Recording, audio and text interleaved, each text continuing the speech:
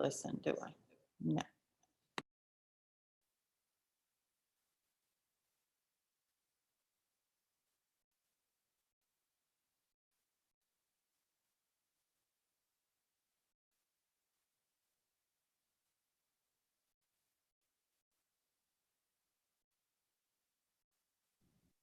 And Miss Mickett, you're going to need to mute or leave computer audio instead of just leaving it muted, or else there will be feedback.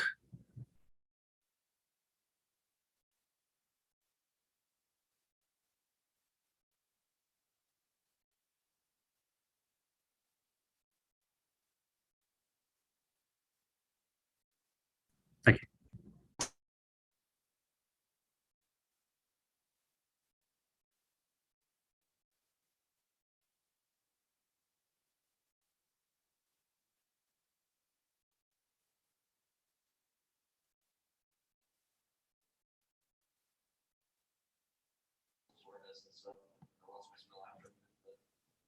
Have you got it back? Yeah. That's good. Yeah, I was worried about that. I know I've got family members that had it in November and still don't have it. It's small. So, Yeah. one of my friends said she couldn't taste toothpaste. She brushed her teeth. I was like, That would be really weird. so crazy.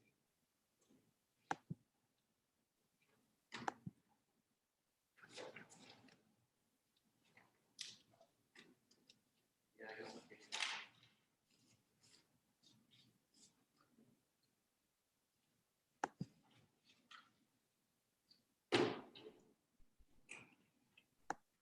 And the same thing's going to need to happen with Miss Menino. You're going to need to leave computer audio.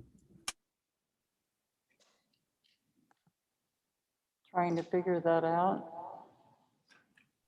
Okay, so where the button is for the mute, you should have a little either up arrow You see it? right next to it. And then above, once you click that up arrow, you should get the leave computer audio. Yeah. Oh, you have Mac? Mhm. Yeah. Oh, here, click. You do have it there. So just I click there. just dragged it there, yeah. Okay, so click on it. There you go. And then Okay. this is where he's Yeah, saying mute. okay.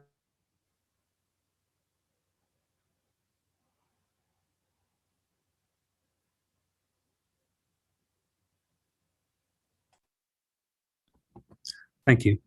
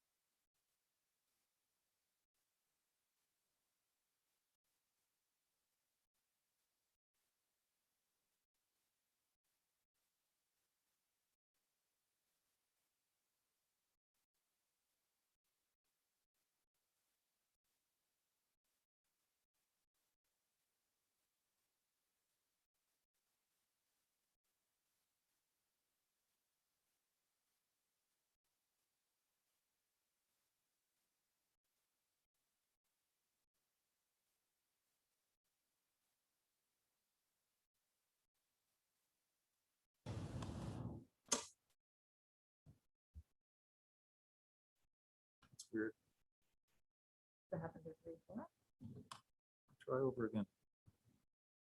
Okay, click.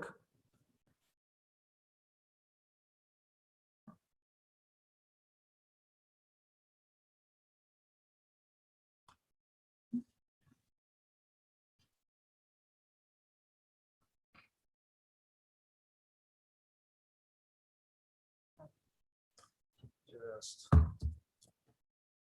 Usually takes a little bit. I'm going to go ahead and get us started if that's okay. All right. Well, welcome to this Sustainability Committee of City of Tarpon Springs, Florida, this Thursday, April 15th, 2021 at 6 p.m. and calling the meeting to order. And I'd like to make a motion to allow Robin Sanger, who is part of this committee, to participate fully. She is not here due to extenuating circumstances. Second. All in favor? Aye. Aye. Aye. Sorry, was it Taylor that seconded? Correct. Taylor, thank you. No, it was Dr. Well, Robinson. actually, Dr. Robinson. Oh, okay. Sorry. Thank you.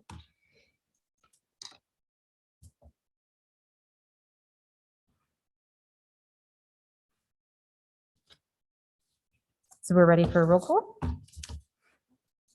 Chairperson Larson, Present. Vice Chair Paul Robinson.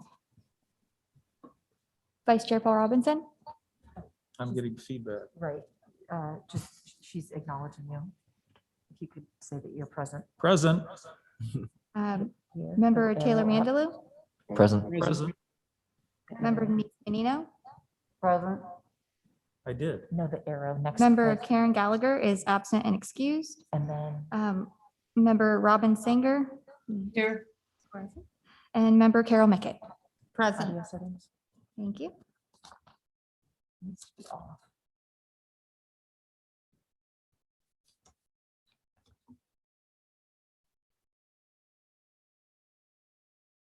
What's this? Go back. Because it's picking up even though, I'm unmuted. right, but it's still picking it up. Click that arrow up again.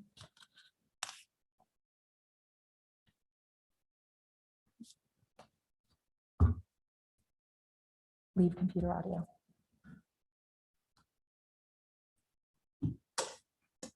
Thank you. All right. Our first order of business is approval of minutes from the February 18th, 2021 meeting. I'd like to entertain a motion to approve those minutes. Motion to approve the minutes?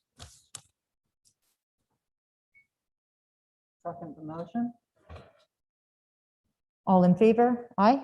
Aye. Aye. All right. The second item is the review of natural systems. So I want to explain what I did over the weekend, and hopefully this will be helpful. I'm going to share my screen here.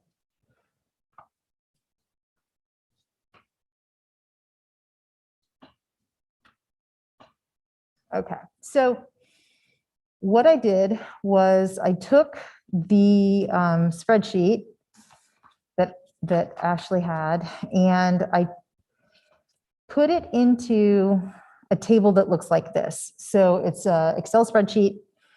It's got, it starts with NS1. So it's got tabs for all of the different goal areas at the bottom. And since we're working on natural systems, I put in the objectives. So it's NS1, and then I made a column for outcomes. And then I made a column for the local actions that we had prioritized. And then I captured the number of votes in column C. Is everybody following so far? So what I intend to do is for each one of these now, as we provide feedback to Ashley, then I'll input it into this table to make it easier for us to go through it the night of the meetings. So what I did, just to kind of explain the color coding, when we had talked last time about big plans that would be extensive, those are blue. So like an inventory or survey of the urban forest is blue, developing a plan to create a green infrastructure plan, that's blue. And then down in NS2, biodiversity, same thing, action 1 is develop a plan for local species. So that's the color coding there with the blue, and that follows throughout, and I'm going to keep that consistent for each of the tabs. And then the yellow is for education and outreach, because there are that action of education and outreach was found in several of the actions. And we had talked about potentially combining those educational opportunities into like one policy statement of education and outreach, or one action item, local action. So, so that's kind of how I've arranged it. So going forward, hopefully this will make it easier to have these conversations. I also wanted to point out St. Petersburg's, this is the St. Petersburg Sustainability Action Plan. That's what we're looking at here that I have pulled up.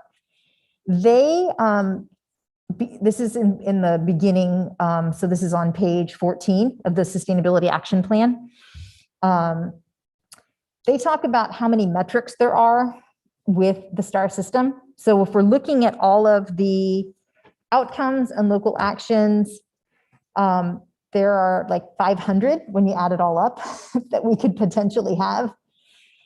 So just kind of reiterating that as we go through this, I don't think that we need, like, obviously we can't have every single local action selected in the plan, or it would just not be an effective plan. So that, you know, just kind of saying that to reiterate that tonight, as we are going to kind of narrow back down on NS1, and then also look at climate and energy, just to be thinking about that, and how we need to make sure that we are really prioritizing and really putting in the plan our like highest and most important local actions that we think are going to get us to the outcomes that we're looking for. So with that, So you did it with the first, with natural resources, but haven't yet put the data into climate and energy in your spreadsheet? no, this afternoon, I decided to take it upon myself to take Ashley's data and did it for climate and energy as well. So that's what this one is that I have now. So hopefully tonight's conversation will be like more productive because we'll all be on the same page and not having to flip back and forth between all these different documents. And then, you know, ultimately the idea would be for this to come together the way that St. Petersburg has laid out. So again, this is the St. Petersburg Sustainability Action Plan for NS, for natural systems. So it starts with the targets and objectives. And then it has the, so that's where we would be putting in the outcomes. The outcomes would be under the targets and objectives section, because that's what the outcomes are, is those objectives that we're trying to reach, or the targets we're trying to hit. Dory, can you make this a little larger? Yes, yes, Kind of hard to read. yes. Good point. Thank you. Oh, much better. Thank you. Okay, so the targets and objectives, you can see what they have selected as their priorities. So we're going to work on that tonight. And then they also, the next thing that they have in the plan are the priority actions. So that's the local actions. And then what they do is turn it into, and you can see they've got maybe 10 or 15. They take those local actions and turn it into this chart. So it has the actions, and then it explains, like, local action 1 is usually inventory, assessment, or survey. It's a policy type action. So they identify the type of action, the estimated costs, how long each of them will probably take. And then they also, and I really like this, you know, who's the responsible department within the city to make it happen. And then who are the partners, the community partners that we can identify to help us meet these goals. And then these pictures over on the side are the co-benefits. So for example, like when you're looking at increased ecological literacy, the co-benefit would be climate and energy, the little climate and energy icon, and then also the education and arts and culture icon. So it makes kind of a nice crosswalk of, you know, what each of the actions would entail and how it interfaces with the rest of the plan. And this is what Paul is going to put together for us. And I don't think you have like a sample tonight, right? Right. Okay. But that's like this is kind of what we're moving towards. So taking all of this and turning it into this. Mhm. So like, as you can see, they've got 4 natural systems, 1, 2, 3, 4, 5, 6, 7, 8 local actions. And right now we currently have, well, more than 8. So we'll get into that next.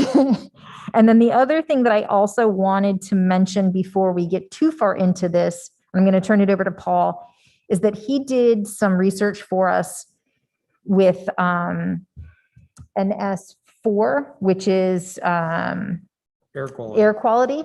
And then he also did some research on NS5, water in the environment. So I'd like to let him talk a little bit about, he spoke with some folks at the county, and I think that will bear weight into what we want to do here tonight. So do you want me to stop my screen share? Paul, do you want me to stop my screen share? You can keep that up. I'm going to just give an overview since this was shared by email. Okay, Hopefully you all got, Ashley sent it out, but I'll start with the air first, NS4. Last time around, you asked that we do a little work to see just how we're doing as far as attainment of NS4. And I was very pleased with the results we got back from Pinellas County. They basically confirmed, I spoke to a staff member that was in charge of all the data. And he said, yes, because we're coastal and much things we talked about, we really don't have an issue with air quality. And he actually backed it up with some data that I shared with you. I think he provided data summaries going back to 2016 and showing in all of those years, I think there was one day where the air quality index was in anything other than moderate, what would be considered worrisome. Paul, this is for the entire county, not for Tarpon. That's correct. Yes, this Okay, is thank you. Pinellas County Air Quality Division. That's right. But we did speak, particularly about Tarpon Springs, and he mentioned that it's not only the AQI, but if there's any hazardous air type compliance sites near us, and he said really not anything to speak of around the city. So I thought that the combination of those two things led me to recommend to you that that's probably not necessarily a high priority action item for us right now. Certainly something we want to keep an eye on, but in terms of putting together actions, I don't think that would rise to the level of some of the other things. Paul, the material that you shared with us was limited, and it almost appeared to be incomplete. And the reason I say that is that he had a value to the right of that thing you showed up that listed PM 2.5s at 132, I believe. PM 10 was 0.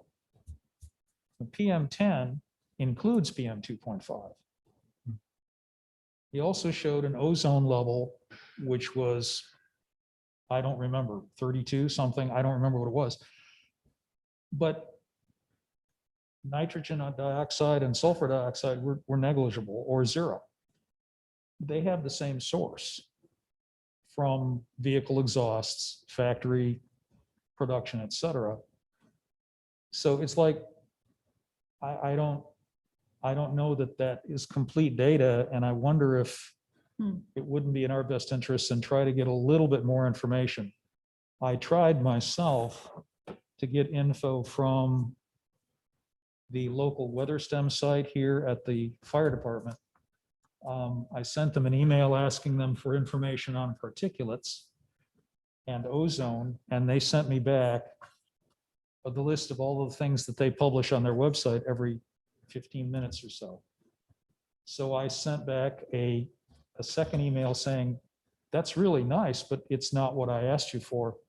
And they sent me the exact same data that did not include particulates or ozone. So I looked on the EPA website and was not able to find anything for Tarpon, not surprisingly, but I was able to find some materials, some information for Tampa, St. Pete, Clearwater. unfortunately, that information also seems to be incomplete in that there doesn't appear to be any national norms listed.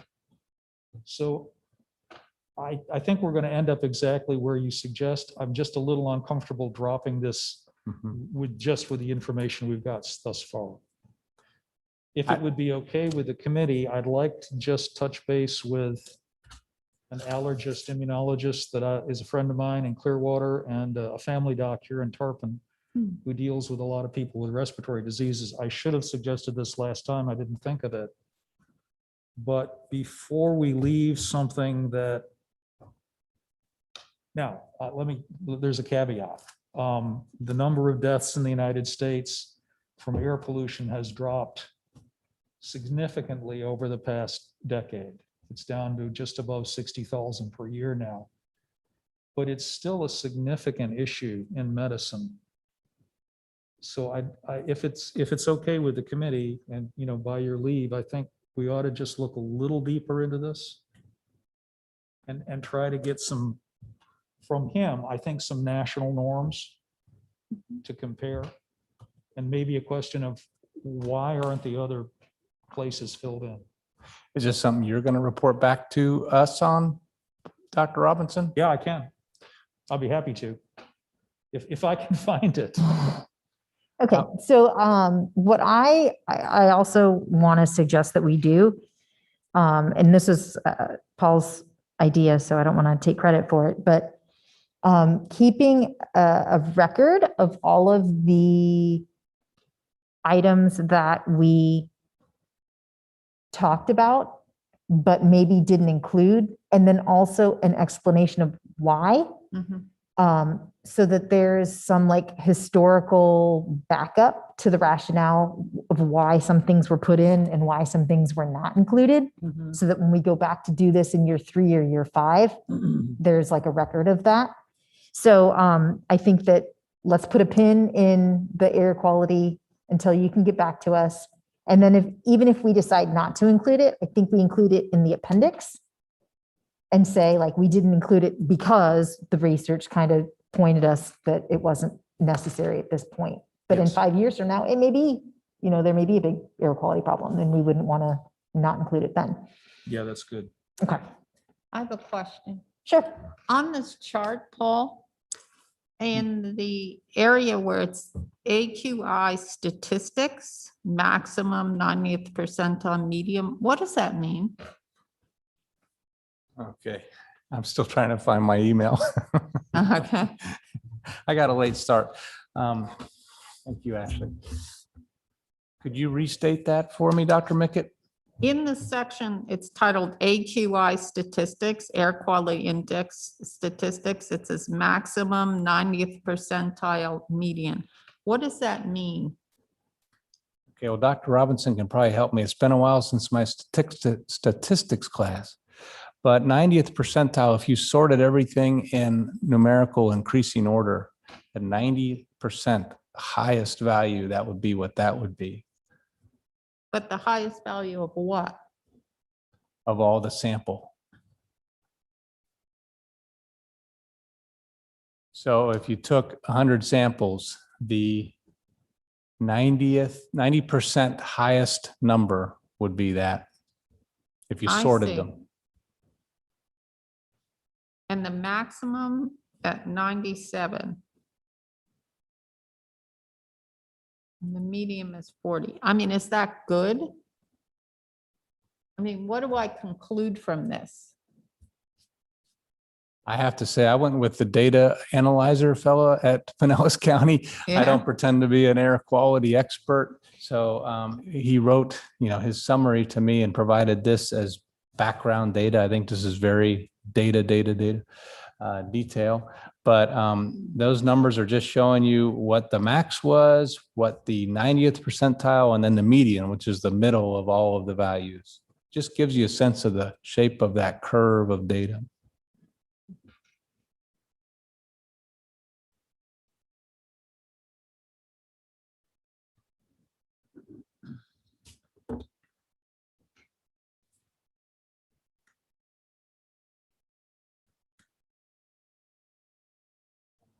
something real quick. So I was looking at the county website, and a lot of basically every like focus area, there's like a educational component, and the county has a lot of educational materials online already under Green Pinellas. And they just started a sustainability office and website. Mhm. So I feel like we can probably piggyback off of that for at least like putting it on our website. That way there's a link to some relevant resources. I think that's a good idea. What was that, Taylor? It was, I think it's Green Pinellas. If you put that in Google, it should probably bring up the Yeah. site. And then they just started a sustainability one as well. You know, another point I wanted to add is the second part of that email, I just found it. He mentions there's an EPA site that shows non-attainment years. In other words, years where we didn't meet our air quality. And he says that it shows Pinellas County was redesignated from non-attainment to maintenance status, which I interpret to mean we're meeting the attainment requirements since 1996. So at least as far as this staff member from Pinellas County Air, he's saying that would meet option A of NS4. So that sort of trumps all the little detailed numbers. But I would say that, you know, Dr. Robinson wants to offer to talk to some medical professionals and report back to us on what he hears. Certainly be happy to share that in our discussions.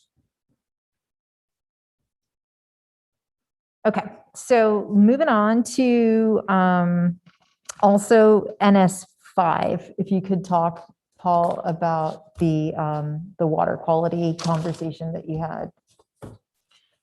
Yes, so what we want to do, I recommend, is, as Dora was showing you that table from the ISAP from St. Pete, that those last few columns that show partners and regional partners. Something we want to be thinking about is some of these areas are not going to be things that the city tracks directly. Much like the air quality, we don't have our own air quality division.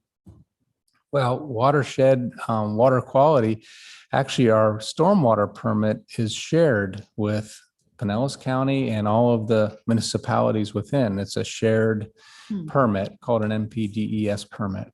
And the reason that's important is there's actually some partnering on water quality studies, on watershed studies, and the county maintains all that information for us. So I think a lot of this water quality information will be not only monitored, but maintained and reported through Pinellas County. So I think that they're going to be an important partner. I was able to reach out to one of their lead staff in that area and got an email back pretty quickly. I didn't quite send it to you yet because I feel like we've been bombarding you all with emails, but I wanted to let a little time pass, tell you about it first, and then we'll send it out to you. But she included about 5 different links to county data sources and even some other websites, but some studies that have been done on the Anclote watershed and the St. Joseph Sound watershed, which are 2 of our major water bodies.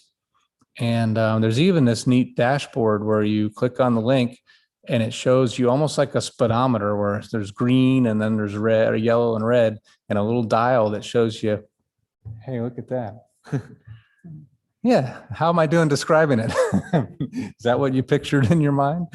And so you get a quick snapshot of, you can click on different water bodies like Lake Tarpon, and it'll show you where everything's good. And I think for the most part, it looked pretty good. There were a few parameters like chlorophyll A or something that were high, but these are kind of things that we would put in the report as, you know, things to monitor. And so I think what, when I was thinking about this, if you look at water in the environment, NS5, one of these is to conduct a watershed health and vulnerability assessment, and then the other is to create a plan for watershed management. And the bottom line is we have one. We have a watershed plan, and we have a management plan for St. Joseph Sound, which we're part of, that I did not know about because it's not being done in-house with the city. it's being done by the county, but we have access to all of that data and we have access to all of the recommendations. So I was kind of pleased to think that for NS5, we may not need to have any local actions other than similar to what St. Pete did in theirs. You guys all read that. I'm going to try to zoom again. So they have utilized targets and goals set by Tampa Bay Estuary Program for natural resource protection and restoration, et cetera, like seagrass, mangroves. So I think that if we do want to say anything for natural systems for 5 for the watershed, that we could do something similar that just says, reflect the targets and goals set by the comprehensive management plan for prepared by the county for the Anklet River watershed and for the St. Joseph Sound.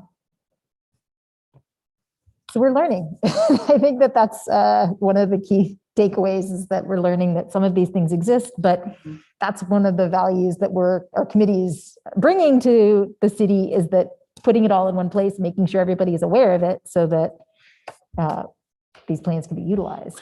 Yeah, And major can we- takeaway I would say is local action doesn't necessarily literally mean that city staff are going to be performing something. The action itself could be us monitoring the work of others. And if something doesn't work for us, we bring it to the right people's attention and, for revision or whatever. So keep that in mind. The other point, I was out monitoring the door, so I don't know if Dory said it already, but I think the St. Pete ISAP is a great model for us because it's about as local of an example as you can get. It was done about 5 years ago. It's been worked through. I think, the path has been cleared for us. So let's take advantage of that. And you'll notice they assess themselves and they averaged only about 30% completion of these things in these different goal areas they self-assessed. And my point to you is when we put these things down, don't treat it as a failure if it's not already been done. This is designed to be a map for us to move into the future. This is slightly off topic, but since we last had our meeting last month, we've had an environmental crisis in Tampa Bay.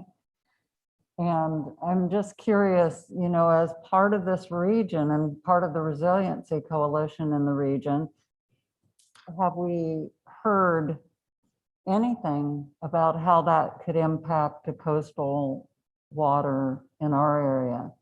I mean, has there been any communication from anybody outside of Tarpon? I haven't heard anything yet. I will say this, I don't have direct responsibility for monitoring local waterways. That's a stormwater division function of public works. But just from what I've heard on the news, it seems like so far that's been bouncing around inside Tampa Bay and is expected to be continuing to do that for a little while until it moves out into the Gulf. I think we're fortunate in our geography here that we're quite a ways around the horn. And I think dilution is going to be a big benefit because of the pH and that sort of thing. Thank you. Okay, so having said all of that, kind of gotten that established, my thinking with natural systems, so let's go back to that and make sure we're all on the same page, is that we try to focus on narrowing this down based on that updated information. So my preference would be to really look at NS1, the Green Infrastructure Plan, including the urban forest. So keeping in Action 1 and Action 2 of NS1. And I have it up on the screen if you guys can see that. I can try to make it a little bit bigger. Can everybody see at least where we're at? Or on their computer? Okay. And then also potentially combine NS2, which talks about biodiversity and invasive species outcomes, with NS3. Because if you're protecting the natural resources, then you're inherently protecting the species that are living there. So taking a global approach of trying to protect natural areas and thereby protecting the flora and fauna that live there. And then taking out, at least for now, the outdoor air quality piece. And then maybe leaving in for NS5, the water and the environment, leaving in like the education because it overlaps with other education that we have in other parts of NS1 of natural systems. But like I said, taking out this inventory of the waterway and developing watershed management plan since we have one. And I think that will whittle us down to about between 10 and 15 local action items. So my thought is to keep all of the green infrastructure pieces, including those that aren't necessarily a 7 or a 6, like the ones that we added back in. So key partnerships to ensure green infrastructure practices are used in appropriate settings, and then incentivizing programs to encourage landowners to adopt green infrastructure. So keeping 1, 2, 3, 4, 5, 6, 7, those with green infrastructure. And then keeping the plan development, develop a plan to protect and restore natural resources through land conservation. If you're combining NS2 and NS3, are you going to include something about invasive species or? Yes, I think we would want to keep local action 2 and 9.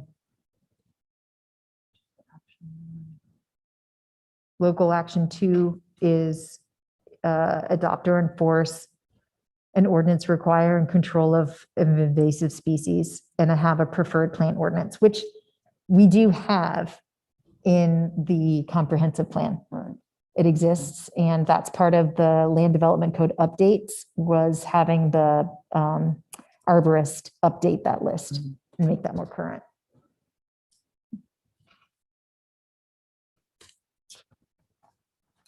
But combining the education and outreach, so that would shrink 1, 2 of them.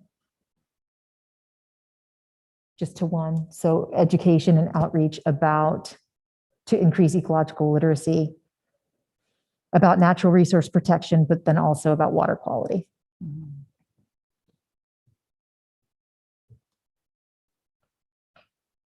And I will leave it there for thoughts. Get some feedback on that idea.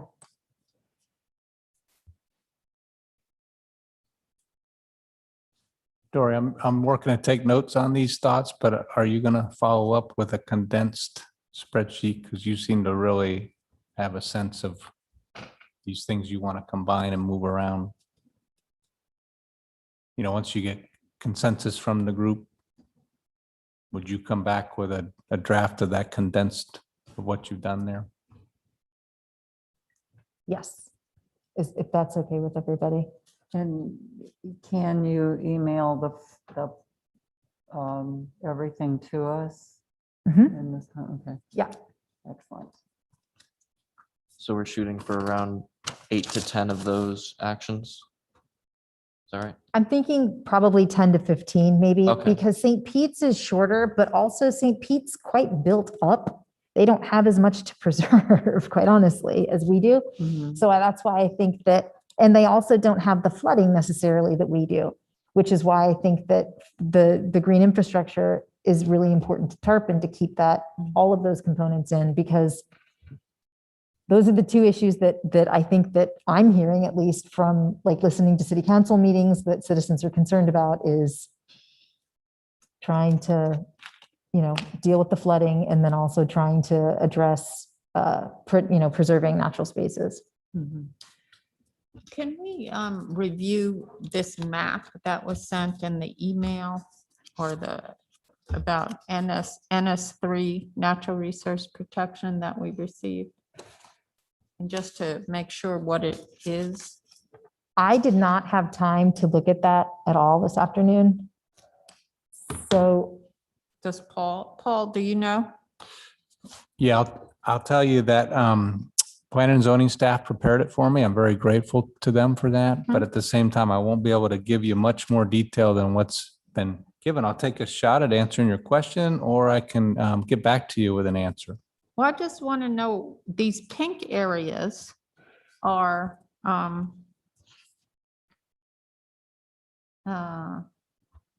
natural parkland in Tarpon? Is that what they are? Yes, let me see. But I just didn't know why around Spring Bayou, there wasn't any pink or, so that threw me off a little. Okay.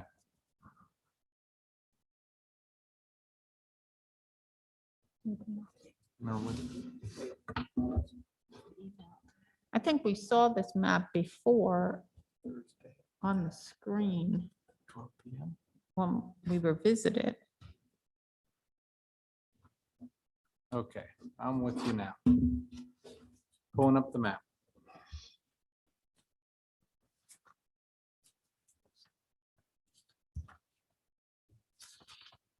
That must be Fred Howard Park. Yes, so Fred Howard Park is that large pink area on the far left. Correct. So this was staff's summary of what they found on GIS for natural parkland and other natural resources areas. So that they were trying to show you on a map where they're pulling those totals from I within see. the city limits. Did that include areas that are not available to the public, areas that are part of developments? What were thought to be parkland?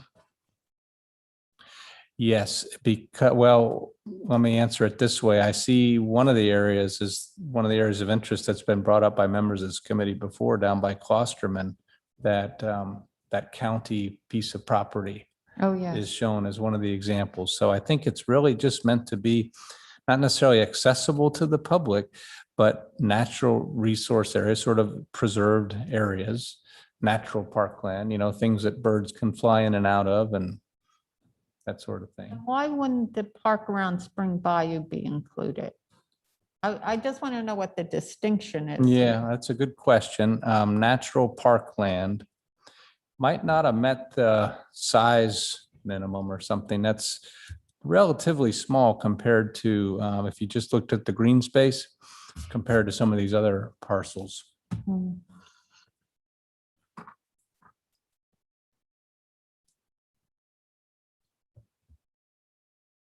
So I just did a quick tally and it would get us to 15 local actions. If I combine those, like proposed. And again, this isn't going to be probably the end all be all either. So what I'll do is just combine them, send them out so that everybody can take a look at. And if there's anything that you're like, but wait, this has to be in there, we can revisit that at another time. But we're going to want to get public feedback on this too. So maybe that will impact what. I'm going to need time to digest, think about it. I mean, it sounds very reasonable, but I just can't kind of encompass it all right now. Okay. Very good. So then if we're comfortable moving to the next topic, I would like to go ahead and do that. So what I did, like I said, this afternoon, I took the preferences that Ashley gave us, and I hope my eyeballs did it correctly, but I think they did. And I kept track of it in the chart by indicating the number of votes. There we go.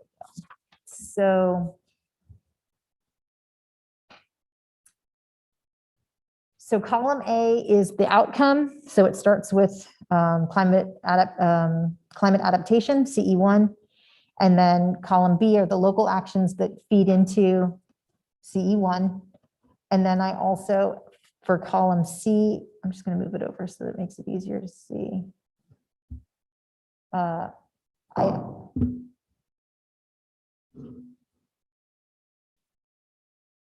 There we go. I added in the votes so that you can, so it's not in number order. Action 1 is the third one listed. I did it by the preference, the frequency that the committee voted on. So all 7 of us wanted action item 2, plan development included. Does that make sense, the way that it's organized? Okay. Okay. And then similarly with natural systems, I went through and prioritized, and then I started really thinking about it and went back and cut some things out, because the way that I'm thinking about this is, what does the city have the ability to control and to manage and to do? And also thinking about it in terms of like 2 buckets for climate energy. So the one bucket is adaptation that we've talked about. So these are the things that the problem's already here. How are we going to address it? How are we going to fix it? And then all of the other actions are really mitigation. It's like preventative. Like, what can we do to prevent greenhouse gas emissions? What can we do to prevent or green the energy system, which is a preventative thing. Energy efficiency is certainly preventative. It's the energy we don't use because we're being, more conscious of not wasting energy. And then the same thing with water. It's preventative, not wasting water, and not wasting for 7, not wasting waste, not generating waste. Yes. Right. So that's kind of how I was approaching this, is thinking about it like adaptation and then prevention, all the other things, prevention. Plus, on top of that, what does the city have the ability to actually influence? And what are the things that, these are citizens of the city are going to have influence on? So with that thought, I really think that the focus should be in climate adaptation, CE1. And then instead of looking at the rest of it individually, looking at it, how can the city kind of shape how energy is used and how greenhouse gases are created. And that really got me to focusing on CE6, which is all of basically, if you look at local action 4, it's basically making a sustainability action plan for the city. That's the crux of CE6 when it's talking about local greenhouse gas and resource efficiency outcomes. It really is like. Are you right now on my screen? Yeah, I don't see that. So saying CE6. Yeah, so CE6 is all about local government greenhouse gas emissions and local government water consumption. It's basically the actions happening on city property. Does that make sense? So, so the way that I was looking at it too is what the city can control in terms of like new building construction. So instead of for energy efficiency, looking at the outcome that they have listed of energy use demonstrate incremental progress towards 80% reduction, what I'd like to see is just a new outcome of saying like, we want to see new building stock either LEED or Energy Star certified, so that any new construction happening in the city is inherently going to be energy efficient, water efficient, minimize on greenhouse gases.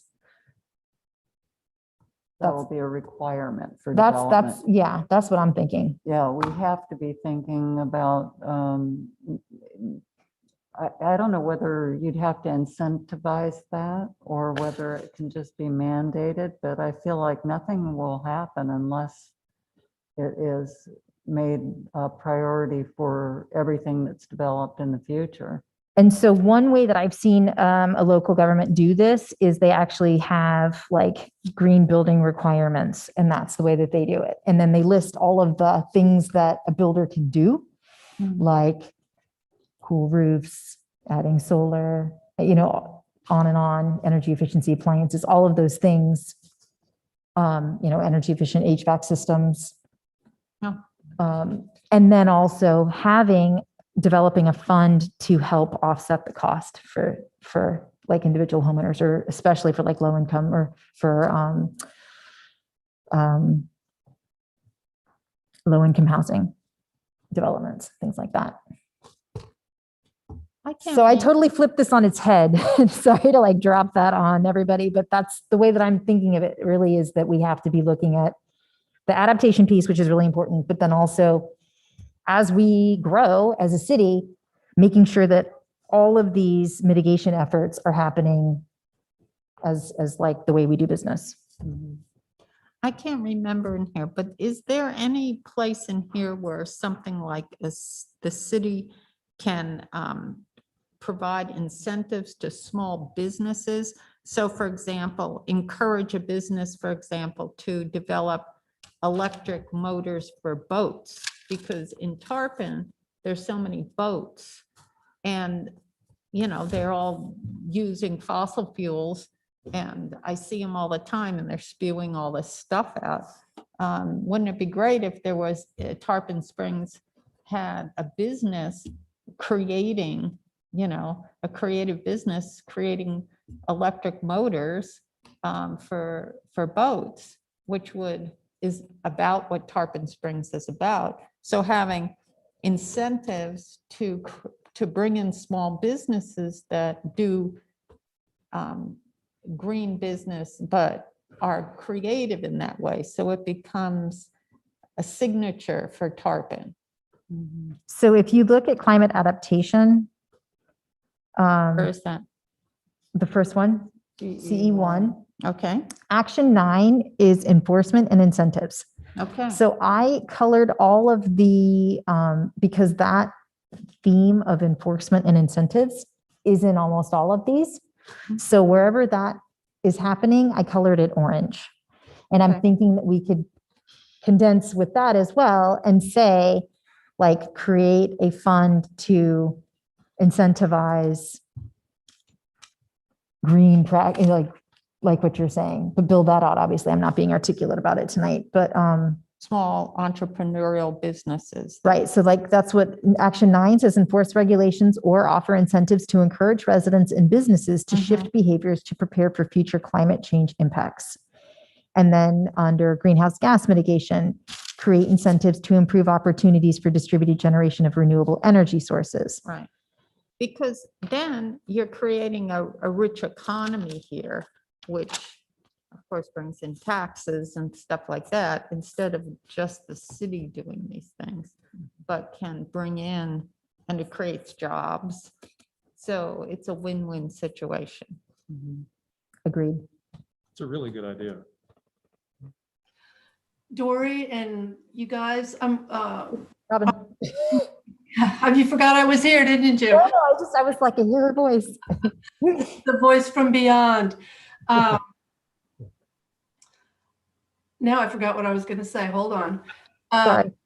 You went into the beyond. I went into the beyond, but I'll be back shortly. I just taken a little detour. I was wondering if there was a way that Karen Lemons could be brought into this as part of this Tarpon Springs business development to recruit businesses or to go to trade shows where things like that are being offered, and even virtually to bring that back as a possible business for Tarpon to see what's out there. I have no idea what type of entrepreneurial green businesses are available now, but to tie in our business development component with the city to that. Great.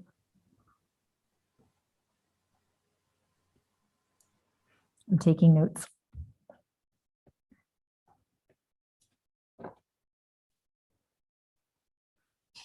Robin, I think we've got 3 people writing that down.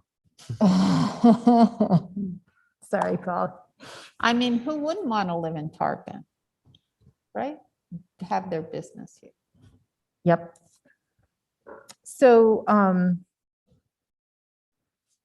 so I guess, yeah, more conversation on what I'm proposing here with kind of almost like 2 buckets of working, keeping all of the adaptation pieces in, well, actually 3. So keeping all the adaptation pieces in, keeping the pieces in about an action plan for the city, government, buildings and practices, and then a plan for,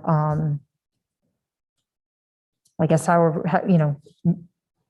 new building stock being either LEED or Energy Star. And then I also wanted to kind of review the difference between LEED and Energy Star, because we did have that email where we were asking like, what's the difference?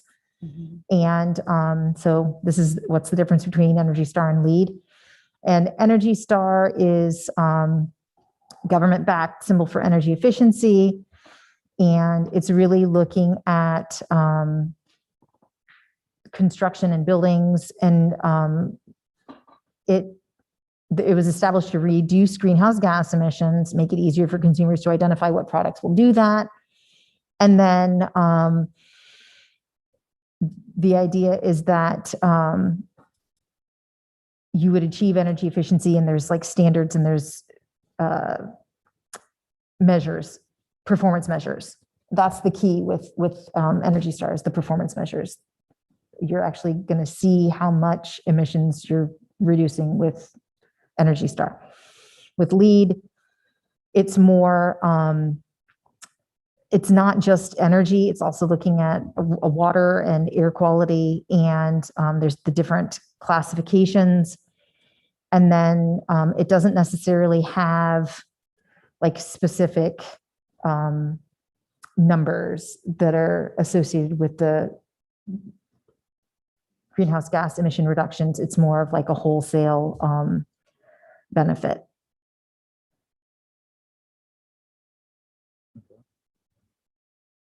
So, they're not really competing, they're kind of different. So, and I don't know that at this point we need to get into like, does it need to be LEED? Does it need to be Energy Star? But just thinking that in the future, we want to see a move towards energy efficiency, water efficiency, all those things like as part of how buildings are built. Did I classify that? Would you say, Paul, the LEED and the Energy Star correctly? That's fine. Yes, I know there's also Energy Star programs for appliances and things like that, Right. which could also find its way into our actions. Okay, so do you guys want to go through then and look at the outcomes and the local actions? I think I'd like to do that and just visually show you guys where we all kind of landed together based on consensus. So we'll just go through for climate adaptation. The one that was highest ranked outcome 1 is demonstrate a measurable reduction in vulnerability to at least 3 communities. To resiliency to 3 community risks. And then I just listed in some as an example, but we don't necessarily have to go with those 3, but sea level rise, flooding, storm event flooding, and heat potentially. And then at-risk population. So we don't need to identify that tonight, but that was consensus that people wanted to look at that outcome. And then the highest ranked local action within that is to develop a plan that would incorporate potential climate change impact scenarios and identify specific actions to reduce risk and exposure from identified hazards. That got 7 votes. So all 7 of us prioritized that local action number 2. And then action 3 is adopting building codes or land use ordinances that address specific climate impacts in the community. So we already have that for like in the coastal high hazard area, you have to build at certain heights, things like that. But looking at addressing those. That also got 7 votes. The third local action is inventory assessment or survey, conduct a local climate risk and vulnerability assessment. And we're already in the process of making that happen, trying to identify the funding through 2 different avenues to make that happen. So train's already left the track or left the station for that. And then again, with education and outreach, I highlighted it in yellow, and then you'll see that throughout. So it's informing citizens about climate change vulnerability and how to reduce those risks. And I see action, you sorted it in order of number of votes, which Correct. it makes it easy to understand. In implementation, it'll probably actually be action 1 and action 2 combined, as you've shown with your blue shading. I think, action 1 down there is the vulnerability study. And then there's an action plan associated with that study, which would be this action 2. So it would probably actually be one document. And that's how, I think why Dory is suggesting we combine them, because, yeah.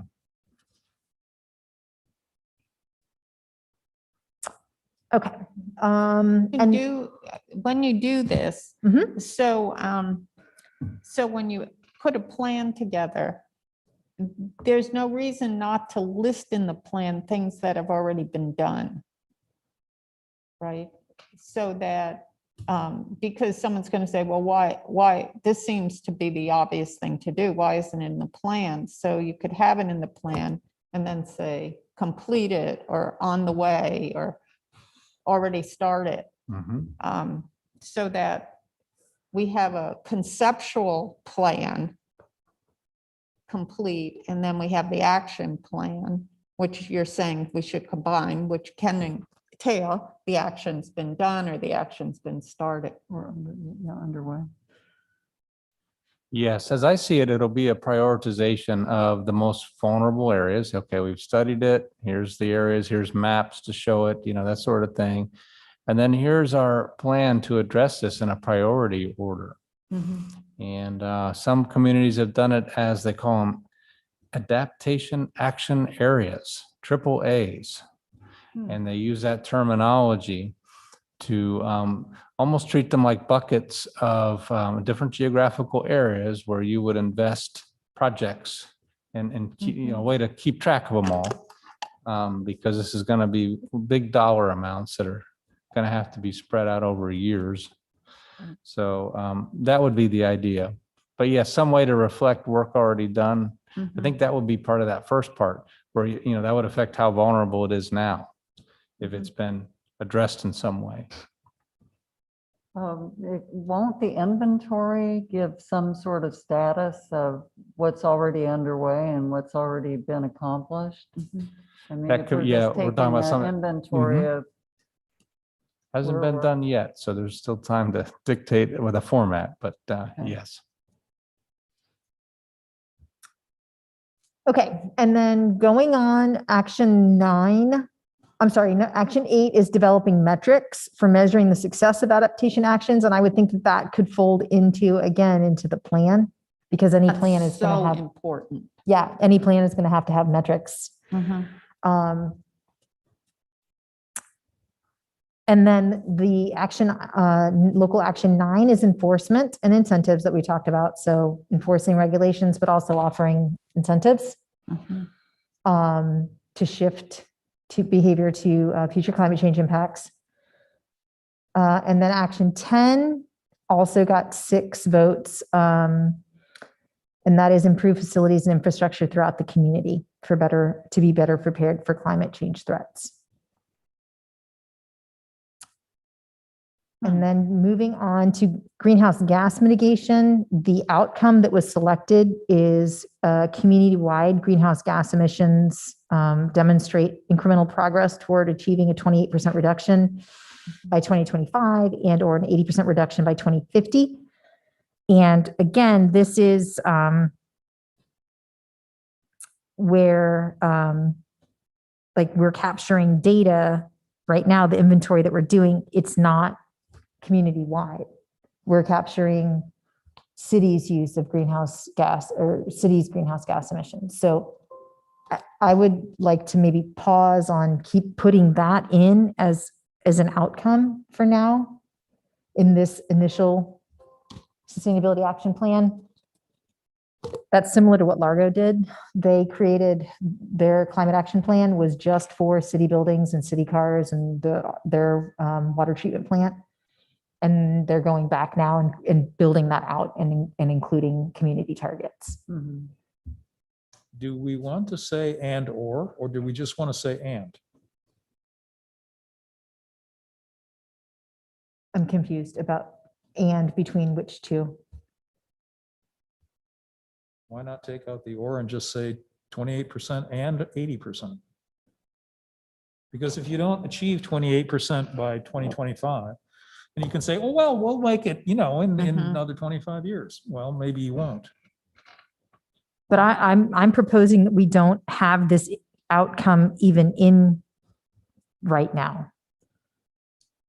Because I don't know that we have the ability to manage what the community is doing at large at this point until we get a firm handle on what the city is doing to control our own greenhouse gas emissions. Do you see what I'm saying? Like leading by Maybe I example. misunderstood you. Are you saying, should we just apply this outcome to the city structures for now, rather than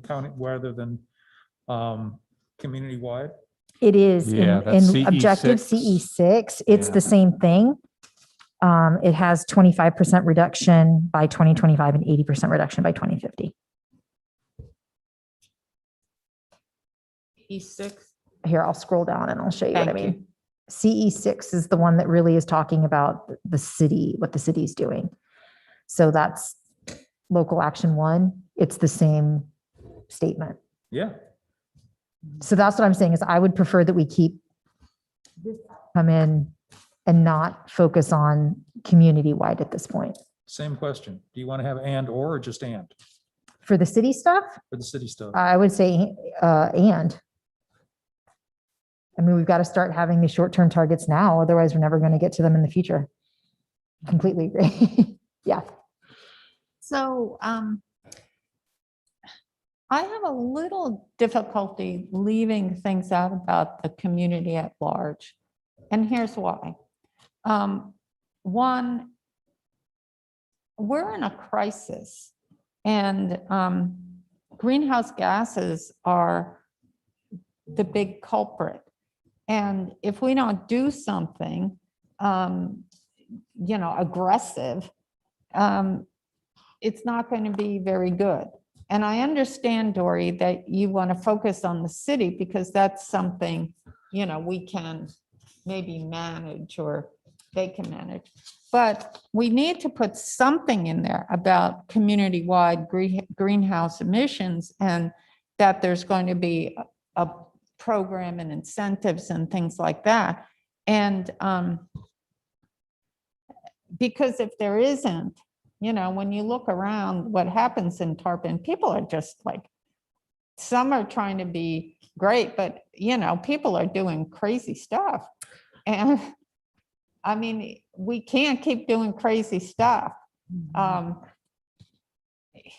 because we agree, won't and that's why survive. I was suggesting that we scrap the energy efficiency Hmm. outcome and incorporate all of those community efforts into, 6. not 6. Well, I don't care where we put it, but the idea would be Okay. that like when we have Well, that's okay with requiring new me. buildings, you know what I mean? Like that will address greenhouse gas emissions. Okay, as long as it's incorporated, that language is incorporated someplace. I also think that 28% is going to be low. But it doesn't matter if we exceed that. Right. That's just a minimum. Yeah. I think that it's going to become so apparent that things are going to have to be move along. So and to your point, to include it, I still would say that we would want to keep the local actions in that would address it. For example, like the incentives to improve distributed generation of renewable energy. That's talking about solar. Yes. So I still think that we can, because the city can influence that. If we have, that requirement, and then we also have incentives for solar, we're going to reduce greenhouse gas emissions in the community, but it's an actionable thing that the city can do. I was just going to say that there's a couple of examples we've got right now. And I was trying to find the right action in CE2, and perhaps we just come up with our own target objective or something or action. But couple examples. I think it was a big victory to get a subscription reserved through Duke. Now, this is yet to be fully implemented. I'm not sure the status of its approval. It got approved. Okay, so we had a tremendous kilowatt total that we have reserved for us for Duke to basically build solar panels on large acres of land beyond what we would be able to do due to our open space limitations. And we work to do that. That's going to have a direct benefit on renewable energy, even if it doesn't all get used in our community, which I think it would. That's right in there with community-wide reduction in GHG. And where's Wow. that gonna be?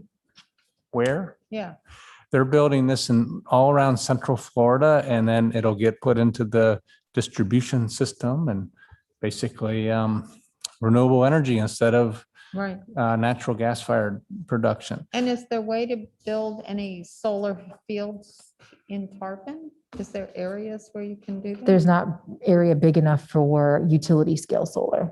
Yeah, nothing of the scale that we're able to get a subscription for. Mhm. And then the other one is there's some programs called Solar United Neighborhoods that we may not be a direct active partner in, but we can promote that provide opportunities for our residents to get a cooperative contract rate Right. on solar panels. I actually took advantage of that on my home the last time around, and it was great. I mean, and if it's a program we can promote, Mhm. but yet it doesn't cost us anything and it really helps our residents, that's another action that we can take pretty readily to apply towards that community-wide reduction. So I think that's what Dory's getting at, is we'll figure out a way to keep some of that in there, because these are low-hanging fruit that can make a big difference. Mhm. Yeah. In other areas of the country, there are very creative solutions where large rooftops have been utilized for community cooperative solar. And that's, so that if you're living in a historical house and you can't have any solar on your home, you can be it's local enough that you can purchase as many or lease as many solar panels to participate in using solar energy, even though it's not on your own property. And that's been going on for probably 20 years now. So the problem with that in Florida is that it's super highly regulated who's allowed to produce electricity and then resell it. Yeah. So that's what I'm saying is, like, a lot of these ideas, the city doesn't have the capacity to move or to, you know what I mean? Does To that be mean that changing the law might be at the state level. You're talking at the like state level? big time effort that Solar United Neighbors has been actually advocating for a number of years. Absolutely worth championing that, being, because if there are bottlenecks to true renewable energy use happening in this state, and it's at the state level, it seems to me that it's going to require citizens groups to take up that torch. Wasn't there a ballot initiative in 2020 that did not get past the state Supreme Court? That made it possible for municipalities to generate electricity? Oh, right. That's above, that's I think so. above my pay grade. I don't know that detail. I think it was. but It did- You're it never probably made it right. to the I mean, ballot. the utilities are incredibly powerful and run the show in the state of Florida. So, I don't like it. no, I know. I'm not saying it's like great policy. I'm just saying the reality is, let's focus on Tarpon and what we can do. And to me, Dr. Mickett, to your point, we do need to be thinking about the community, but the way that I'm proposing we think about the community efforts are in how the city can kind of help with that. Mhm. I think that one of the main things is, especially as more and more incentives are going to come around for solar, electric vehicles, all of those things. One of the main things is to find an efficient way to communicate where it reaches everybody with enough details. And I remember when we lived in St. Pete, in our water bill, there, and maybe it is still here, in the water bill, you get all this information. And We that's sent a flyer about our committee to people through the utility. because we all get water bills. Mhm. Yes, we all get water bills.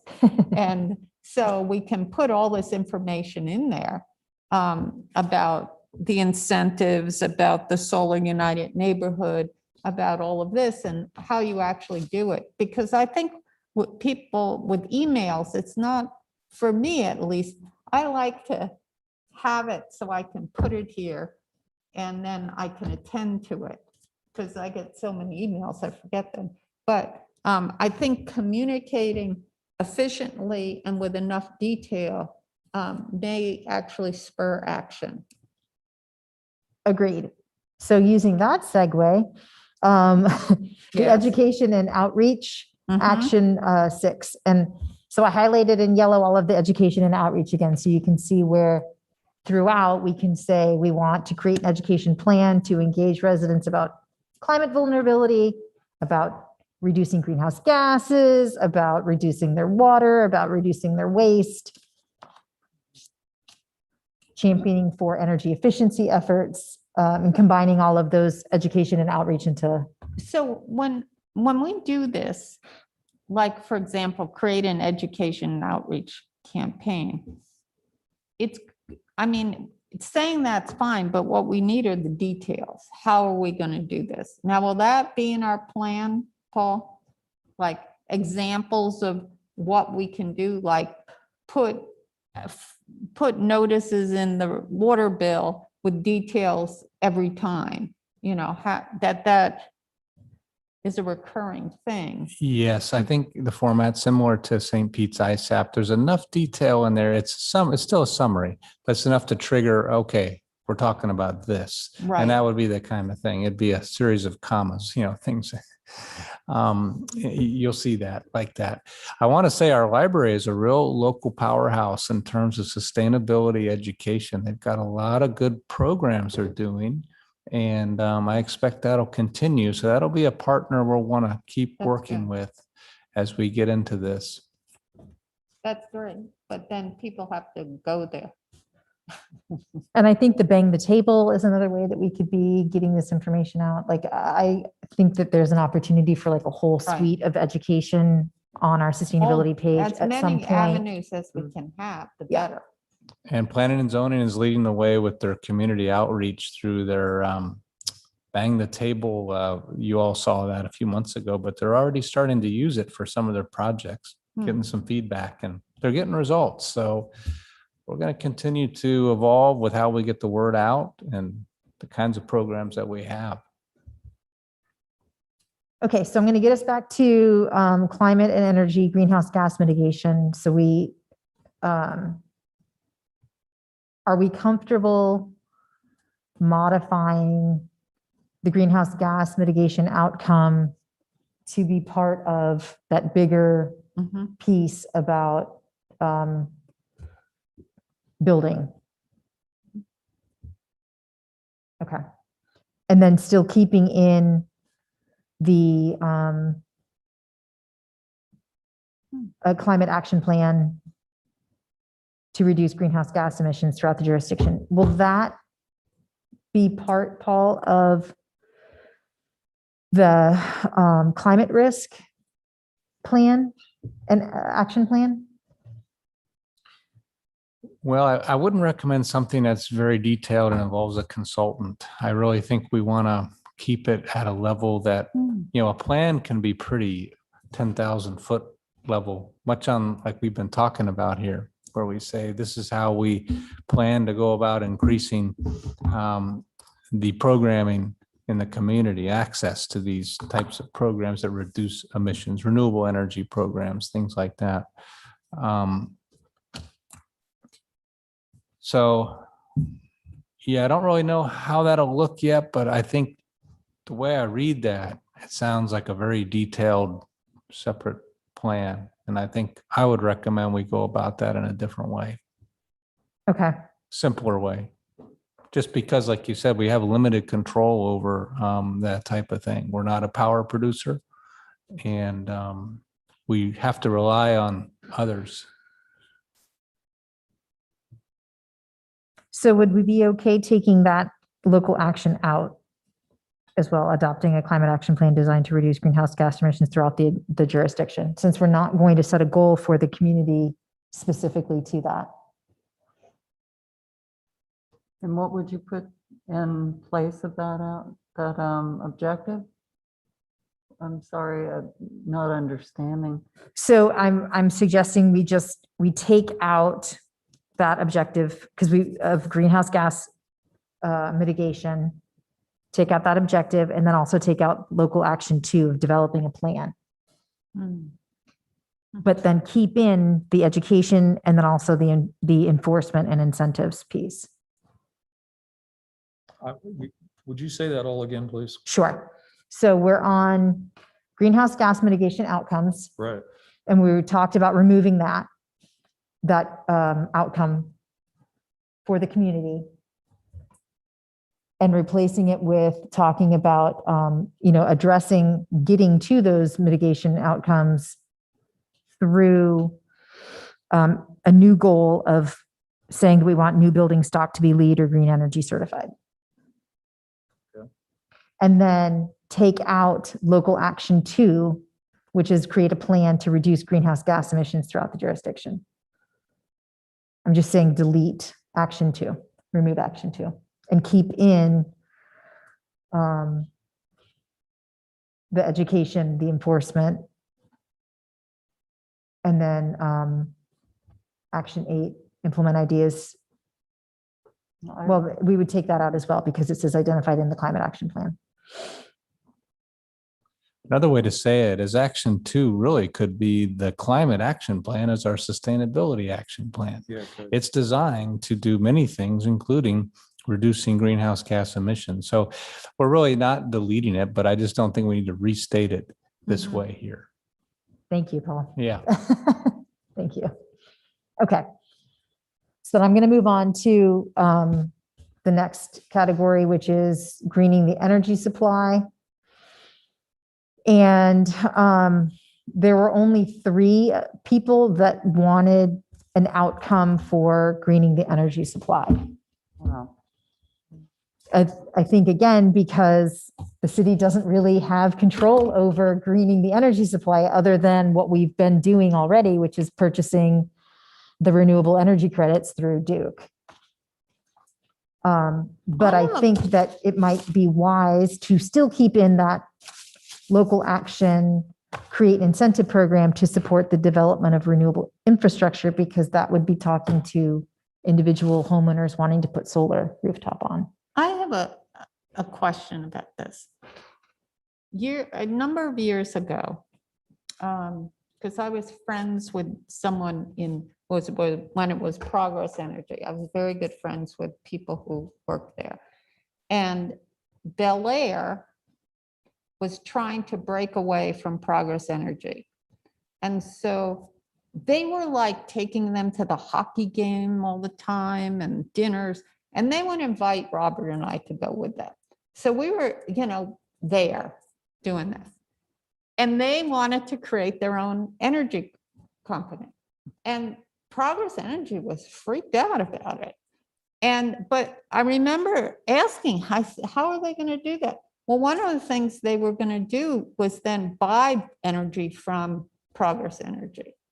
But it was a real thing that they were going to be able to do this. So that's why when you say we can't really do this, I'm remembering when Progress Energy was afraid Bel Air was going to do that.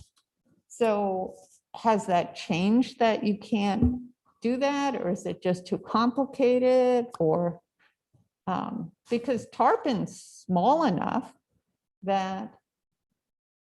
I'll give you a utility perspective. That's one Okay. of my areas of expertise, and that would be a huge undertaking It because would. you would have to own all of the poles and the wires. You'd have to somehow buy it all from them. Or rent it. And then you'd have to have the staff that goes around in the big trucks and takes care of it.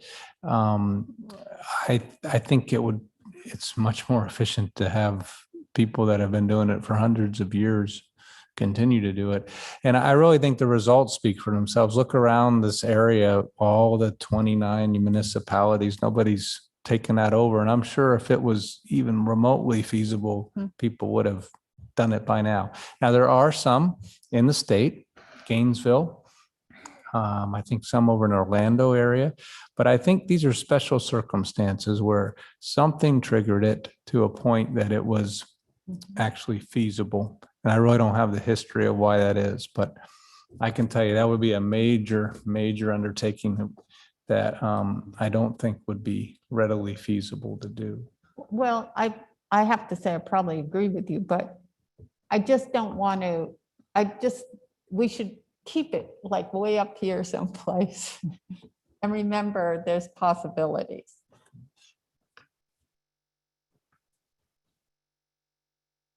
Okay, so are we okay with taking out the outcome for greening the energy, but keeping in the local action of creating an incentive program to support the development of renewable infrastructure? Should we be more specific and suggest a renewed cooperative program for solar installations? Meaning Solar United Neighbors, there's one currently going on right now. It's the Greater Pinellas. Like the one that we had in Tarpon Springs, like Yeah, years ago. they have one right now currently happening. It's called the Greater St. Pete. So St. Pete has paid for it. And are Tarpon people allowed to enter that? Yes. Okay. What is it? I thought I got all of their emails from SUN, but I haven't seen that. I'm glad to hear it. I will connect you with Julia. Okay. She would love to talk to you. Okay.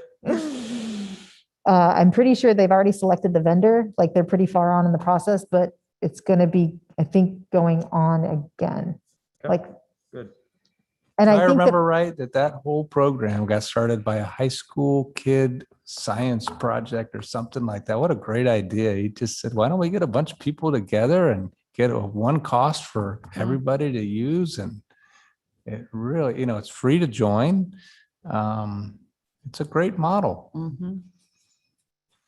yeah, and I think that can be an ongoing partner, Solar United Neighbors with the city, and just making sure that, because I don't think residents know that it's happening right now. Can you tell me what that is again? And then Solar United Neighbors.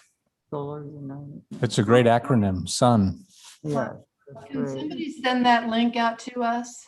Yep, I'm making a note to do that.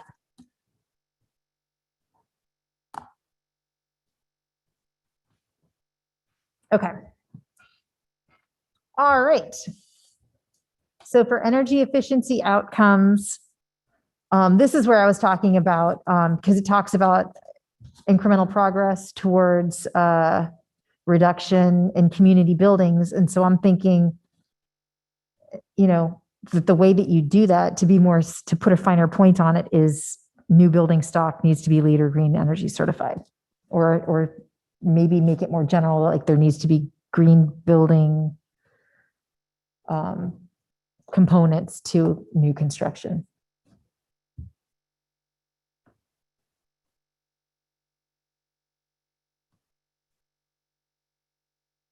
So kind of shifting it into the 6 also, essentially.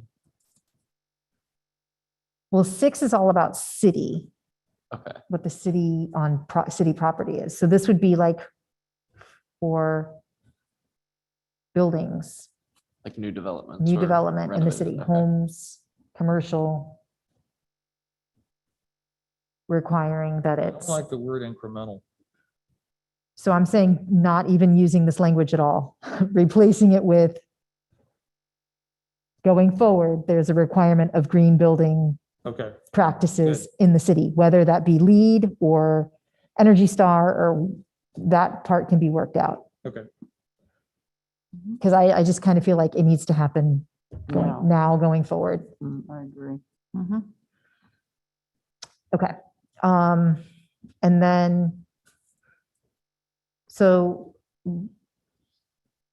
adopt or upgrade building codes to ensure that new and renovated buildings are more energy efficient. So that would certainly be that. And then it's a repeat of creating incentives for new construction of energy efficiency buildings. Because we have that, that enforcement incentives, and then education, again, is a repeat. Create education and outreach to engage residents on why energy efficiency is important. Okay, and then, And do we know what sort of restrictions we have now in code for energy efficiency? I mean, I can't speak to any particulars on that.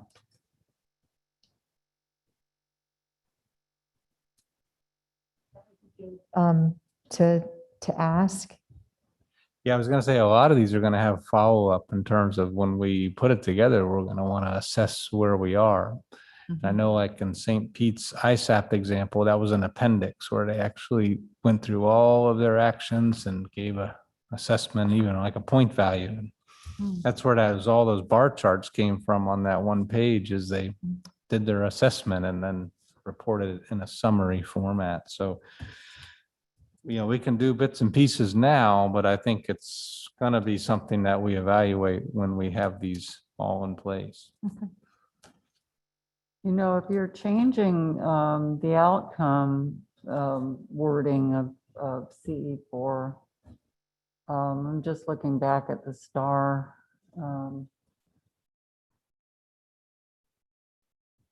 manual, and most of it says like action 1, adopt a strategic action plan. If we're saying that everything in the future going forward needs to be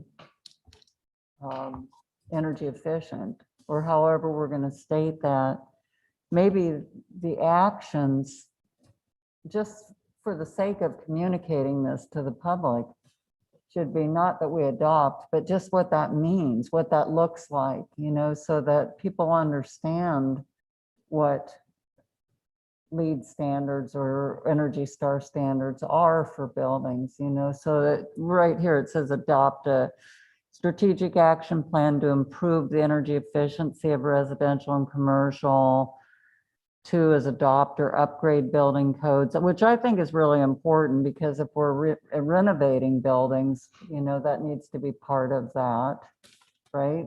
It needs to be something that is considered. And then action 3 was adopt an energy use information disclosure ordinance, requiring energy users to disclose consumption levels. It's, it'd just be nice, rather than if we are changing the outcome, to actually describe what we are hoping to see as a result of it.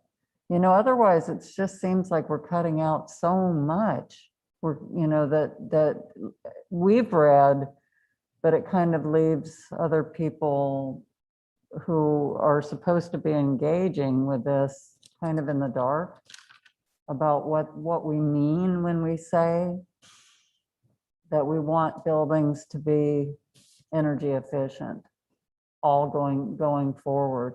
I mean, it's pretty simple to just add those as descriptions of what is intended.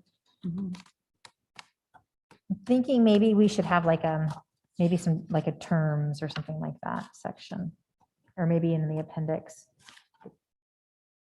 like a glossary that explains what some of these things mean. Well, we also talked about having several versions of this report, this plan. You'd have your executive summary.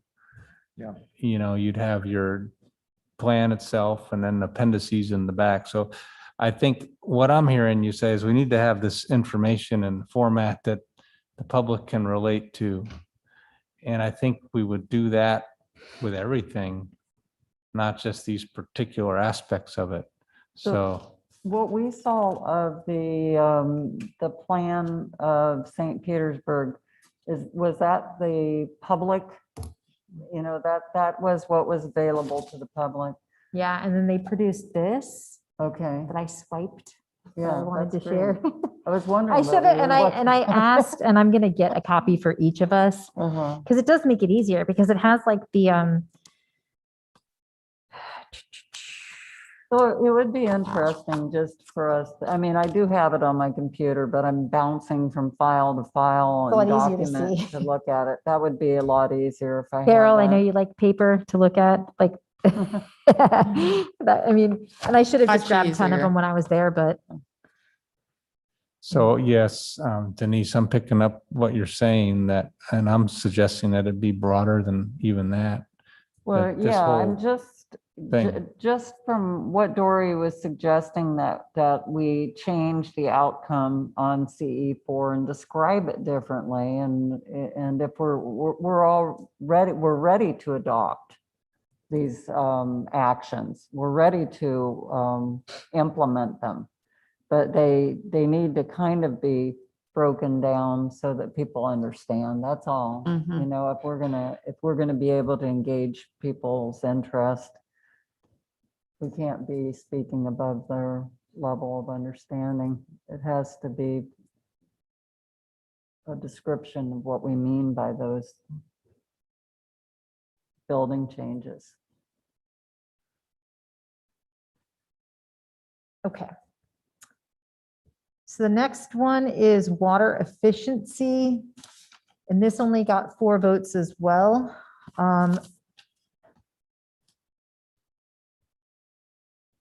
If you remember the presentation that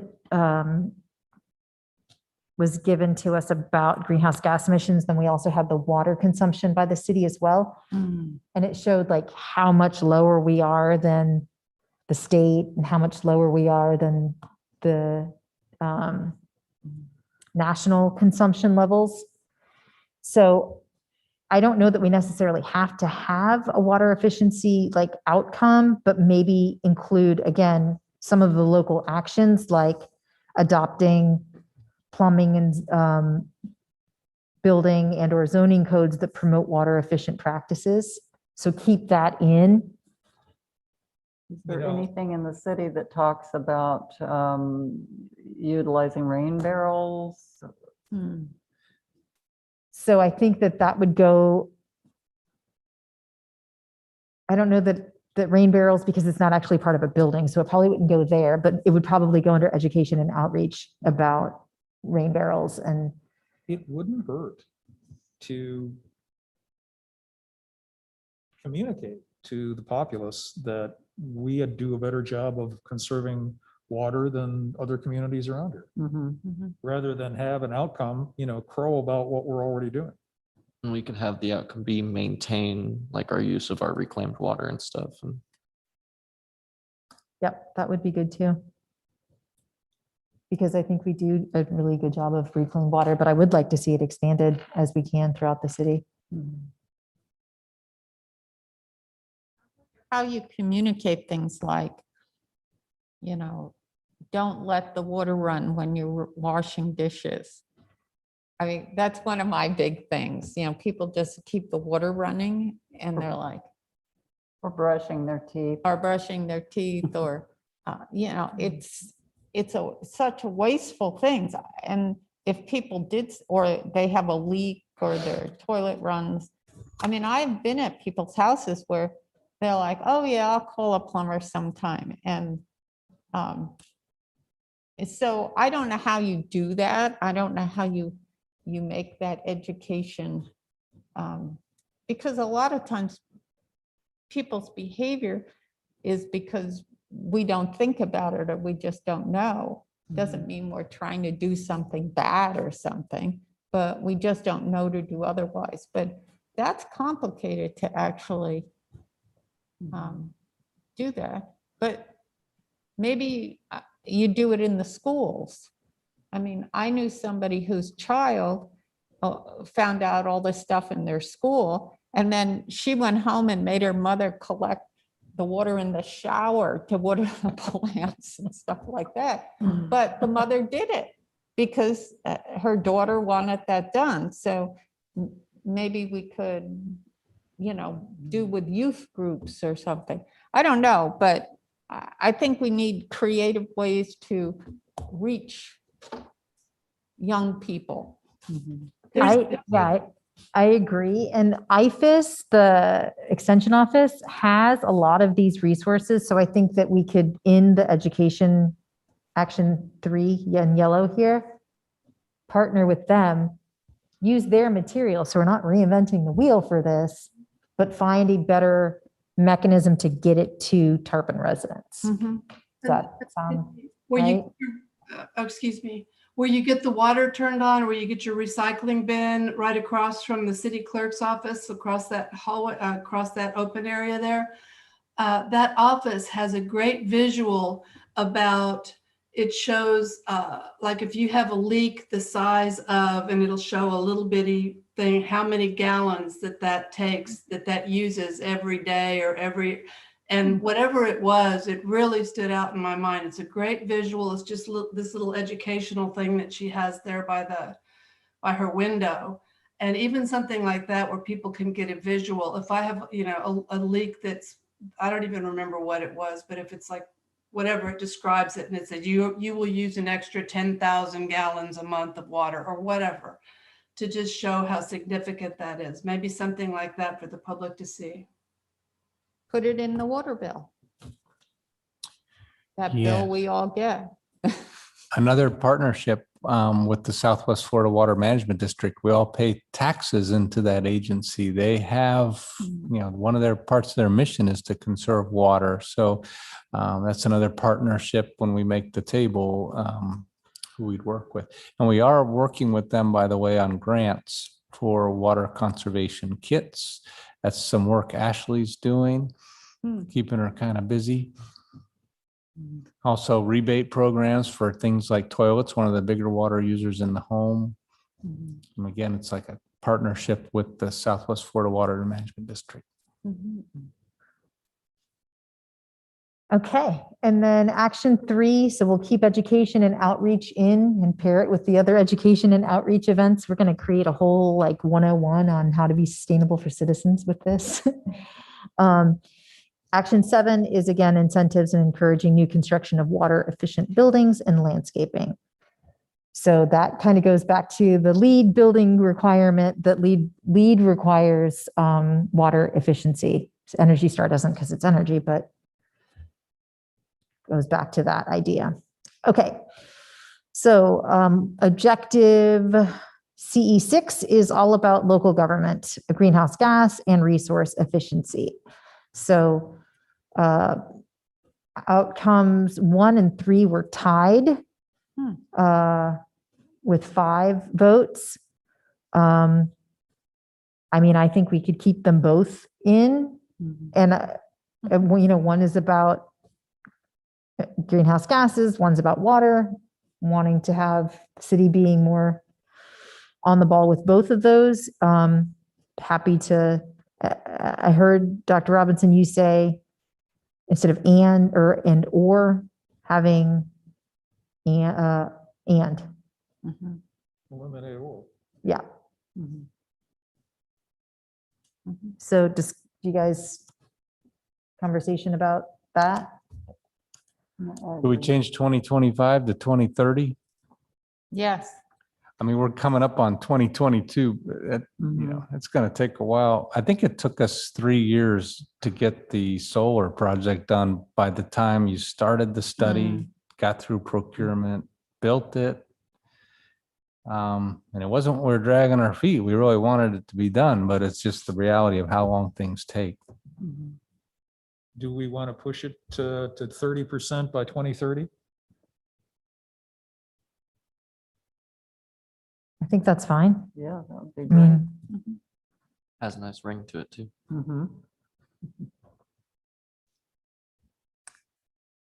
okay, so the local actions with those 2 outcomes are, there were a bunch of them. So create a policy to ensure local government's energy supplies increasingly come from renewable resources. We're, I mean, effectively doing that with that renewable purchase agreement with Duke. So we might want to change the wording that rather than create a policy, just modify the way it's expressed. continue to. I mean, maybe we leave it in because we do want to have a policy that if there's more available, that we take advantage of it, but I don't know that we We like, don't have a policy at this point. I mean, we don't have a policy for in getting the renewable energy. It's not in writing anywhere in the city codes. If it isn't, I guess we need. to yeah, have I don't in think it there. is. I think it was just, Yeah. this is the opportunity, we're going to take it. Mhm. So it may be okay to keep it in there, to have that policy that if there's opportunities that we should be looking for it and trying to find it.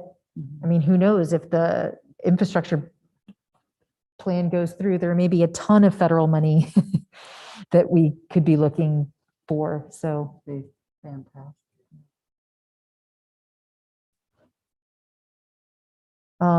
make retrofits and upgrades. I think that the city is already doing that. I mean, I know that like the windows that were installed were more energy efficient, but I think that maybe we keep it in and just keep it one of those things that we can celebrate. Like you were saying, Dr. Robinson, like we're on our way with this one pretty, I don't know, thoughts? Going back to what you said before, Dory, about the creating a policy, I'm just pondering that a little bit. I think I like the idea of creating a future capacity, creating a future, just like you said, so that if something comes along where we're able to implement it, we don't have to start from scratch. We already have something in there that we can kind of plug in an opportunity to. Thank you. Evelyn? I think we have to keep in mind that we don't want to be like super conservative. That, for example, I know that there is a plan to map the ocean floor. And the plan was to get that done by 2050, let's say. And they've done so much technology, they've done these X prizes, and now their goal is 2030, because they've developed all of these things. There's an X prize out there now for carbon to $20 million to develop breakthrough in technologies to convert CO2 into usable products. And one of them is to convert it into concrete, to cement, which they're doing. Another, they're converting it into vodka. And so we're seeing, and they're young people that are creating all of this stuff. So we have to remember that we're in this real creative push period in terms of the environment. And I suspect that, this idea of reducing greenhouse gases is going to be much easier. So I think we just have to realize that we're in a world of sort of rapidly addressing this issue. And we have, as a city, we have to, one, be aware of all of these improvements and all of these things that are going on and how we can get into them. And I'm saying that just because I feel like, we're being conservative, and there's a crisis, and there's a lot of people trying to solve this all day, like Dory does. And all the rest of it. So, yeah, I hear you. I hear that. So specifically to the local government work, we've already started doing,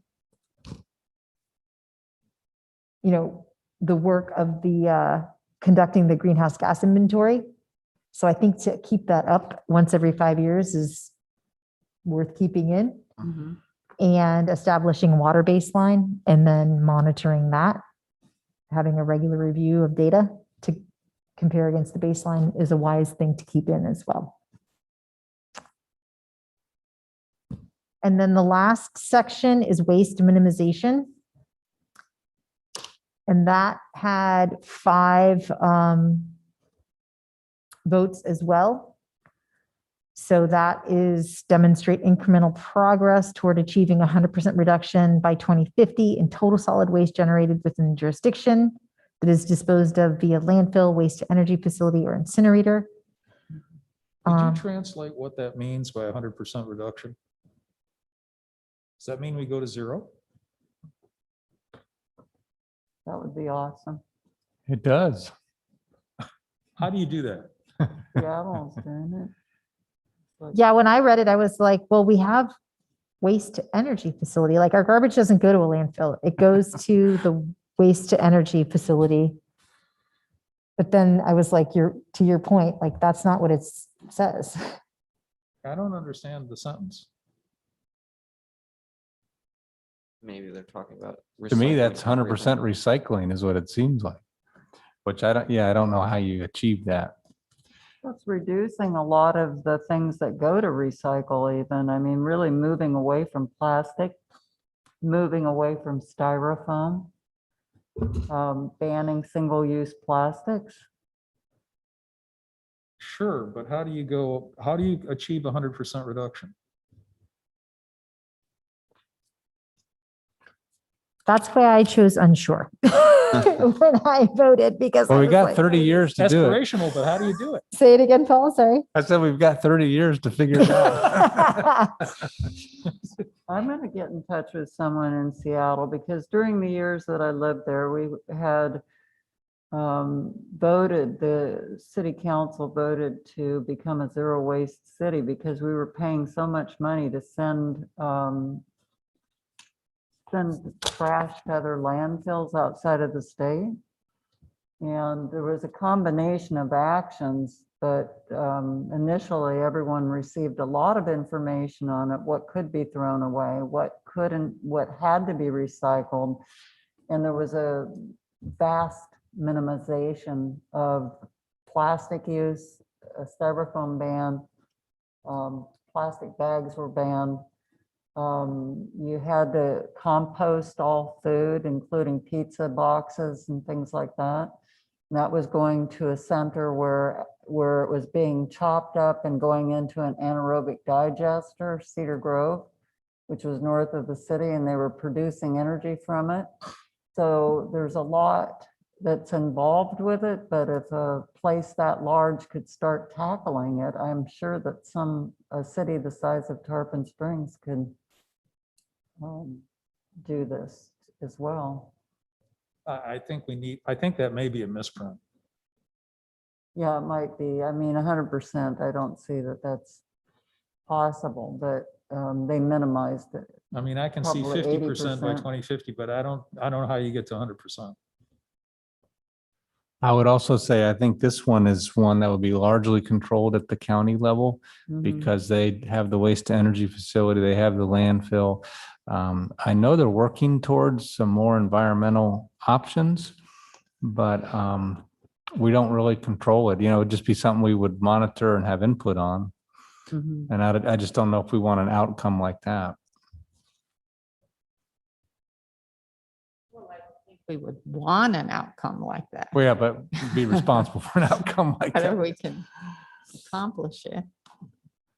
Well, it would be good to find out, your example about a city that tried to do this and, data on what they did and what the outcomes have been. So there must be a fair amount of places that are doing it if it's in here. Or we could also just look at outcome number 2, because they did tie, achieve a solid waste recycling rate of 40% or greater. Sounds. Mhm. Now Carol's going to say that's too conservative, but I think it's logical. I'm sorry. I think that, I'm can not we, trying can we to- get those numbers of how many people participate in recycling through waste management? You remember? The question. can we get the number of residents that participate in the recycling program? I can follow up and check. That might be tough to figure out because they issue bins, I think, to every customer. Now, who actually puts them out every week?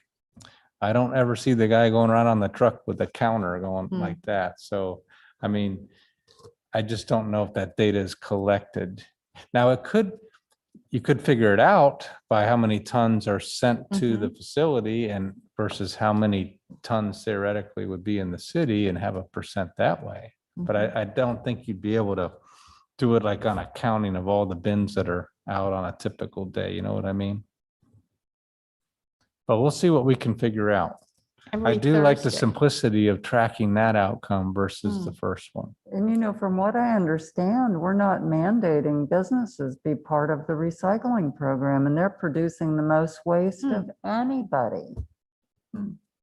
Everything that you get, and COVID has really magnified that because so many people were getting takeout, and you Yeah. can't get takeout in this city without getting styrofoam. That's So right.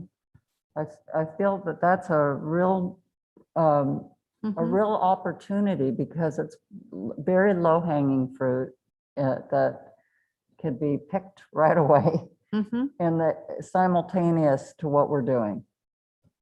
So if you look at action number 5, enforcement and incentives, implement community-wide incentives or enforce regulations ensuring that residents and businesses are working towards community waste reduction targets. So that, I think what you're saying, Denise, could be in there that you're requiring that.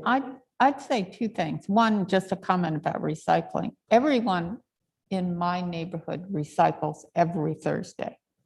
They have at least 1 bin, usually 2, filled to the brim out there every Thursday.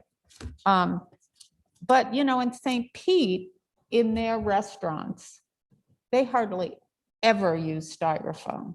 They use those bamboo, everything that is natural that can break down. And that's partly because they've, it's become something you're to do because people object to it if it's styrofoam. And so there's a way of creating that atmosphere in your town so that businesses don't use styrofoam. And there's education, there's, peer pressure, but the city could, show examples. The city could not use styrofoam. And so that's my piece about that. There was a presentation that was given to turn the tide, more than half a year ago by a woman who ran a restaurant in Clearwater Beach. The beachcomber. And Yeah. she kind of got that concept started there and it took off. We could do the same thing. So we'll file that under action number 3, education campaign, and also the enforcement. And I think incentives. that if people just say things, I was at a restaurant it was in Gulfport, and they were using plastic straws. And I said, why use some plastic straws? If you want straws, use paper straws or something. And the next time I went back, sure enough, they had paper straws. So I think, I don't know if it was me, but I think that if people just keep speaking up.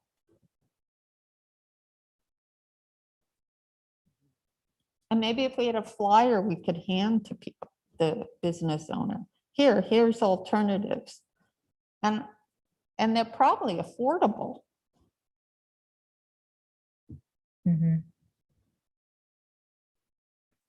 Okay, so what I'm hearing is we would like to keep in outcome 2, achieve a solid waste recycling rate of 40% or greater, and then keep all 3 of the local actions in. Okay. So I've been totaling it up as we've been talking, and that would give us 1, 2, 3, 4, 5 outcomes for climate and energy.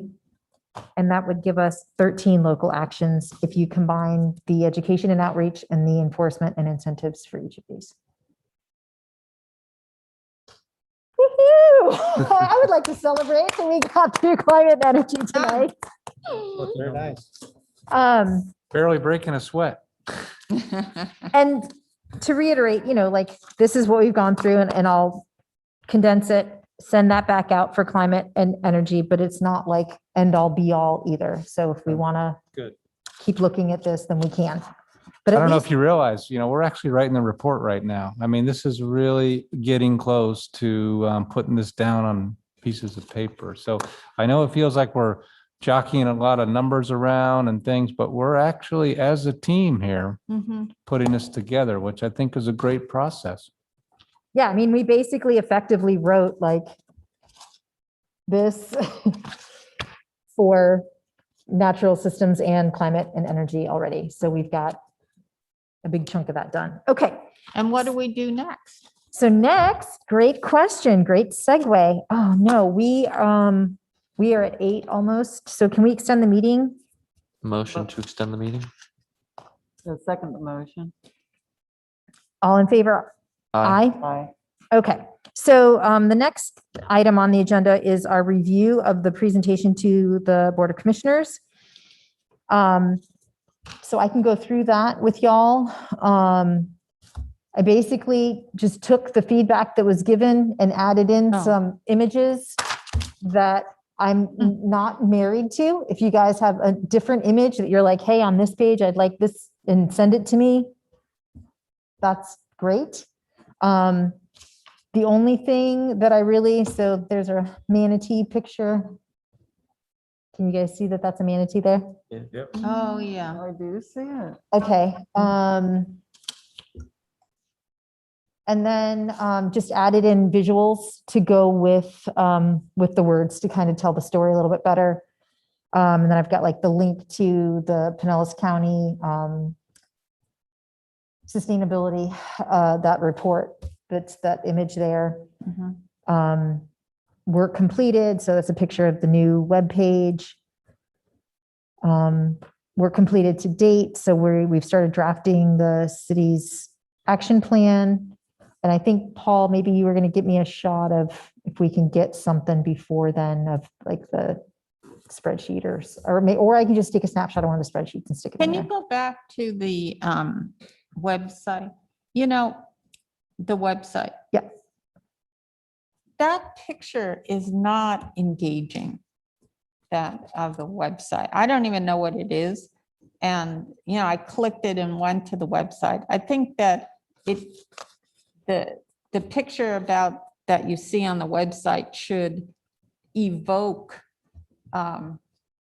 something positive. And this is like gray, and I think we just, sorry, Paul, I bet you did this, or somebody, but I think it needs to be a happy, positive image. Because I think that you give hope in terms of what you see, and then people want to act. Oh, I want to be part of that. So I would choose a different image. Meaning you want to change the sustainability's webpage, or you want me to just change this image? No, isn't that on the sustainability webpage? Correct. Yeah, I'd change that. Change the website. Okay. Just the picture. Because when I looked at it, earlier at home and I clicked on it, I'm like, what is that? Yeah. Okay. I just wanted to clarify. Yeah, on the website. Okay. So, what is this we reviewed, because that was your comment, Carol, about we should review some of these things, some of the commissioners may not have heard before. So I added back in what is the sustainability action plan.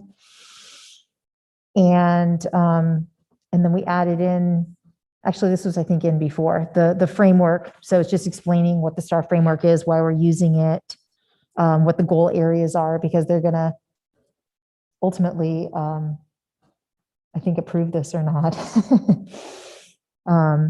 So just to give them a little better understanding of what it is that we've been doing in the framework that we've been using. And then talking about all of the work that we've done. So I just added in that snapshot of the greenhouse gas emissions. But again, if there's a different image that you think better expresses the work that we've completed to date, I'm happy to amend that. And then we talk about the work in progress. So we're working on the vulnerability assessment and action plan, that's happening through the Public Services Department, correct? That's a nice picture. Mm-hmm. Yeah, it is. Thanks. You know, I took this on that beach cleanup day Wow. and you took flight and I Looks even better on the full screen. You can see the sun reflection on the wings. thank you. So I was trying to capture like all of the reasons why we want to preserve like what we have. And those were the images that I was picking, were the pictures that I had taken of like why I love living here. But again, happy to change anything.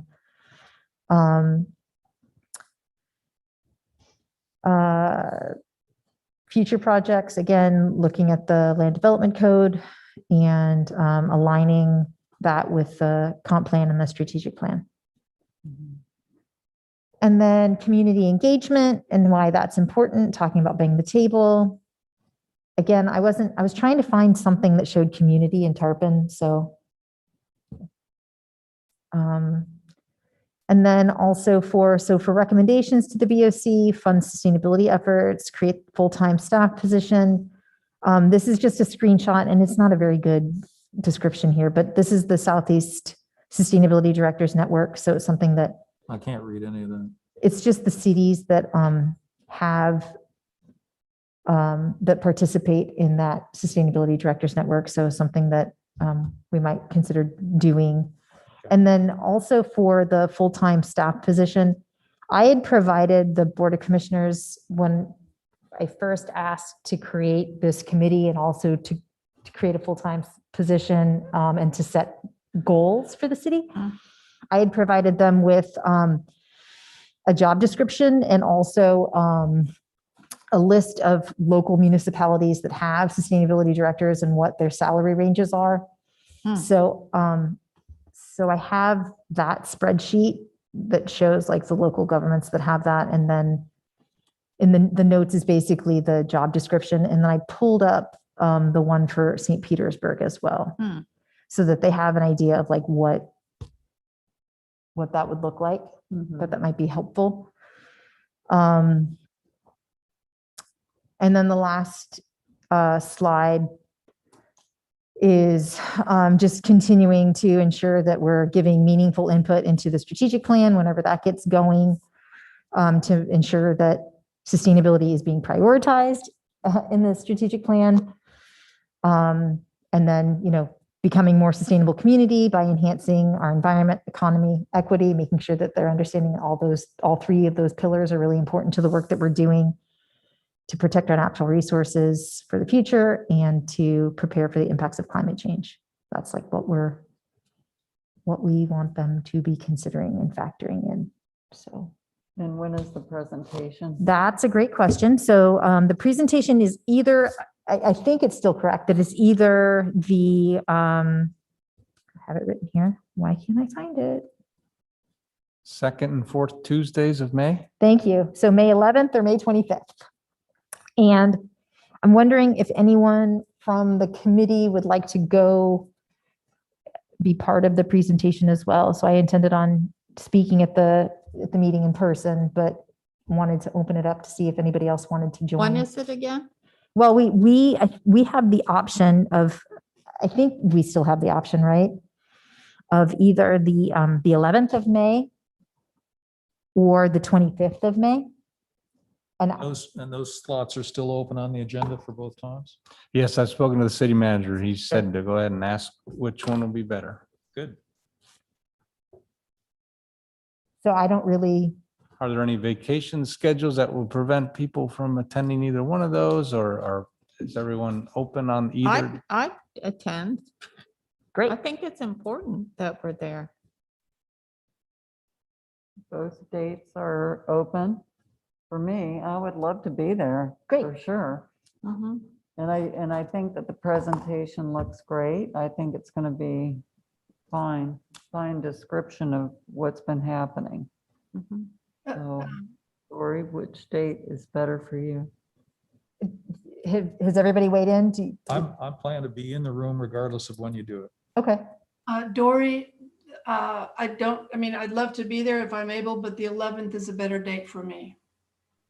okay, well, then Yeah, let's go I with, say the sooner the better. yeah, let's go with the 11th then. Okay. Maybe we can drive together or something, so we're not taking 10 cars or whatever. I can come pick everybody up in the electric car. So I'd like to say that this is really incredibly well done. And thank you for doing it, putting it together. Here, here. And I think the first thing with the flooded, I think that's the docks is incredibly appropriate. Thank you. All right. So any other, are we ready to move on? Okay. So item number 5, items for the next agenda. So what I'm thinking is that we only really look at our priorities. So instead of feeling obligated to look at every one of the and listing, you know how we were listing our priority? Do we want objective 1 or objective 2? The next one that we're going to be going through is health and safety. Okay. So my thinking is that we really only list, like, this is what I feel needs to be in the plan. Could you say that again? Yeah, so you know how we had been going through each of the outcomes and then selecting one or the other? This go around, only add in an outcome if you really feel like it needs to be in Tarpon's plan. Okay. Outcomes only or actions too? Local actions as well. Okay. Okay. And I think that that will help Ashley to not have to tabulate 3,000 things if we really don't think that it's a priority. And I think that going forward, I think that that's probably the best way to go with this, and it'll save us all a bunch of time. Amen. Mhm. Good. Okay. And then along those lines, I was looking ahead at the health and safety outcomes, and there are a couple that I'm asking Paul to get us some clarity on. For example,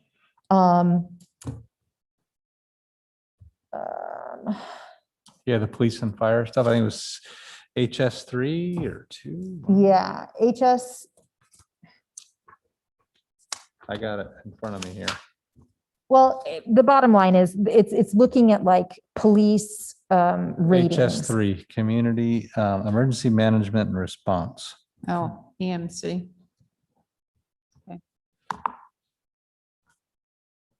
And I've already gotten some information back. I'm not quite ready to send it all out yet, but I'll just say that I think we're in pretty good shape already on a lot of those through our police and fire. Okay, so I'm pulling it up on my screen, but I'm not sharing it because I don't have it in there. But yeah, it's NS3, and like outcome 1 is the superior fire protection. So it's ISO rating. Like, I didn't even know what that meant. So I think Paul can help us reduce our workload with this. If we're already meeting some of these requirements, then we may not feel the need to put them in, is the bottom line. So I'm trying to think smarter and like look ahead a little bit and save us all some time. And then just so everybody knows, the next priority level or the next goal area that we had prioritized would be economy and jobs. So that would be for the following month. If you guys want to start looking Could I ahead. request, and I guess it's from Ashley, that we could have a spreadsheet that we can fill out? Oh, is she not here? We had it for the first one, and then for the second one, I just took the titles out and made it a bigger one, but it was helpful to have that. Okay, I can send that again. So I did that already, Ashley. So this whole spreadsheet has got all of the climate, all of the goal areas. Oh, okay. The first page shows, this is all of our initial data. So this shows the order that we're going to go through the goal areas Mhm. based on our priorities. So for health and safety, it's blank. So Ashley can just send that blank tab out to everybody. And then it'll make it easier So for on the her. first page that you showed, my name's not on there. This was actually something that was sent back in November 2nd. Okay. well, I And wasn't it here then. was just the group's preferences on each of the goal areas. And then it was tabulated by Dory and ranked. So we've been following through. So natural systems was the first one ranked. Got it. So I asked people like their passions so that we could start working through the goal areas in a way that people were interested. So Okay. that's how we came to Mhm. the next one being health and safety. So it's not like you missed out on That's fine. I eventually get it. feeding into it, but that was the rationale for why we did that. So, so yes, so to your point, and that was why I was thinking this would be good to have so that it's consistent going forward, Mhm. so that everybody is going to get this blank page, and then you can just put in right under outcomes, whichever number you want, and local actions, whatever numbers you want, and then Ashley can tabulate it, and then I can put all the language in so that when we go through it next month, it's all there for us again.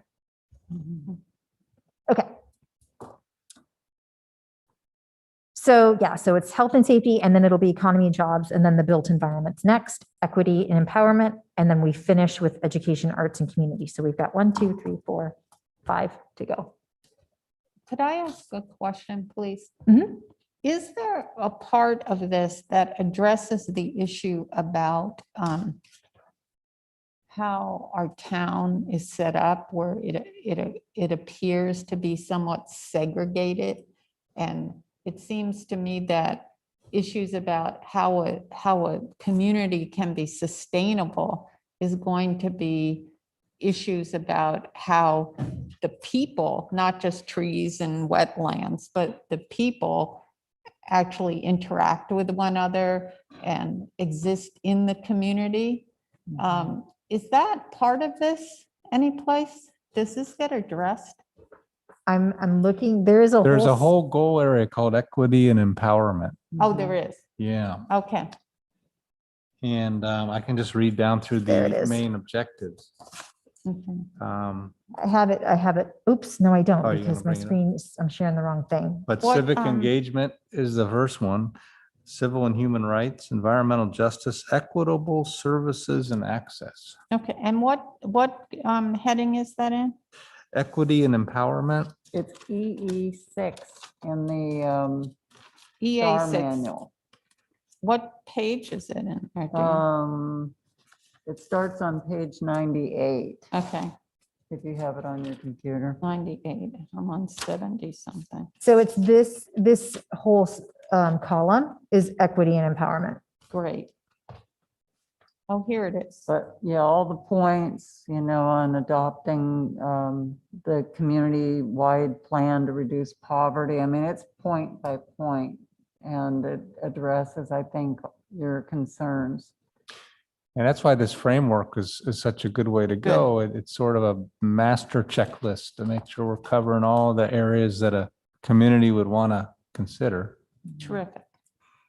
Thank you. I'm glad I asked that question and found that out. All right, so moving on to our next item, and that is public comments. We had a member of the public and then they left. Do we have anyone, Mark or Mike, that are on Zoom? We do not have anyone currently attending via Zoom. Thank you for that. All right, so we'll go on to staff comments. Ashley, you want to talk to us about Girl Scouts? I sure do. So I actually had a Girl Scout leader, her name's Andrea Weaver. She contacted me via email regarding Troop 1142. And I'm just going to kind of read her email because basically what's happening is that she was hoping to have someone on April 23rd come and talk to the girls. And I'll just go ahead and read it real quick. It's regarding environmental issues that impact the Tarpon Springs community and how your committee uses science and scientific findings in environmental advocacy and government decisions, as well as more about what you or committee is tasked with. So I'm trying to figure out by consensus if anyone is interested in going on April 23rd, or they can also do it via Zoom. The meeting is between 6 and 8, and I can get a better defined answer of which time they would need you there. But it starts at 6. would anybody be interested in going to talk to them? So that's Friday, April 23rd Correct. from 6 to 8 PM. If you wanted to go in person, it's at St. Ignatius Church. If you want to do it via Zoom, I can also speak to her about that. She said it was an option. Anybody want to go talk to the Girl Scouts? Already committed that day.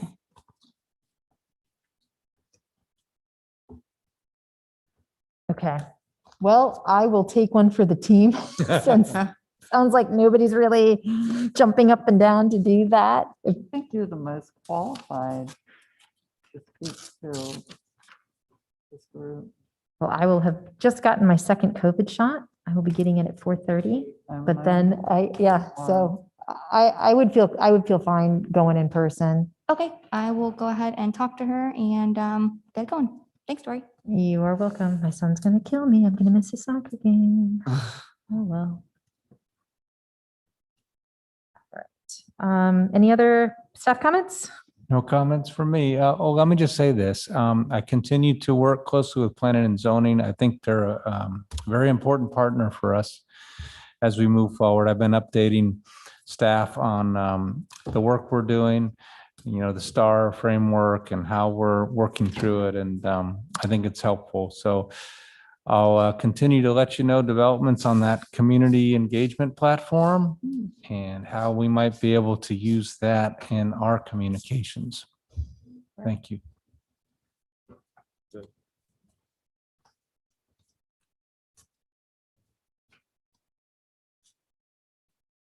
All right, committee comments.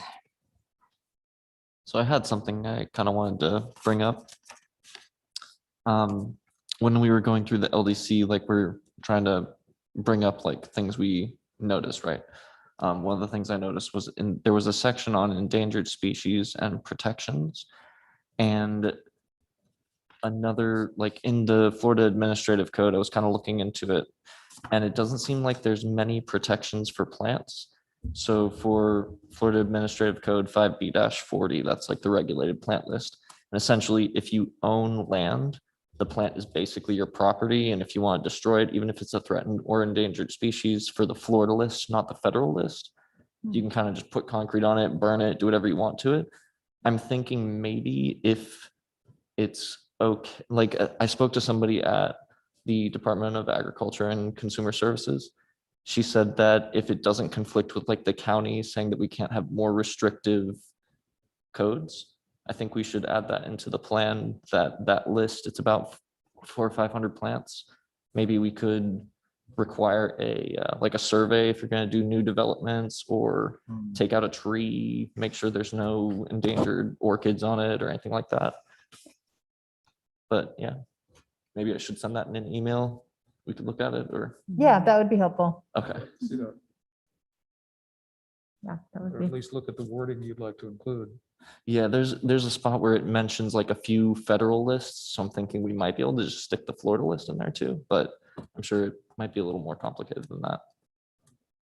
I don't know how feasible that sounds to you, Paul. If I'm thinking of the enforcement of that.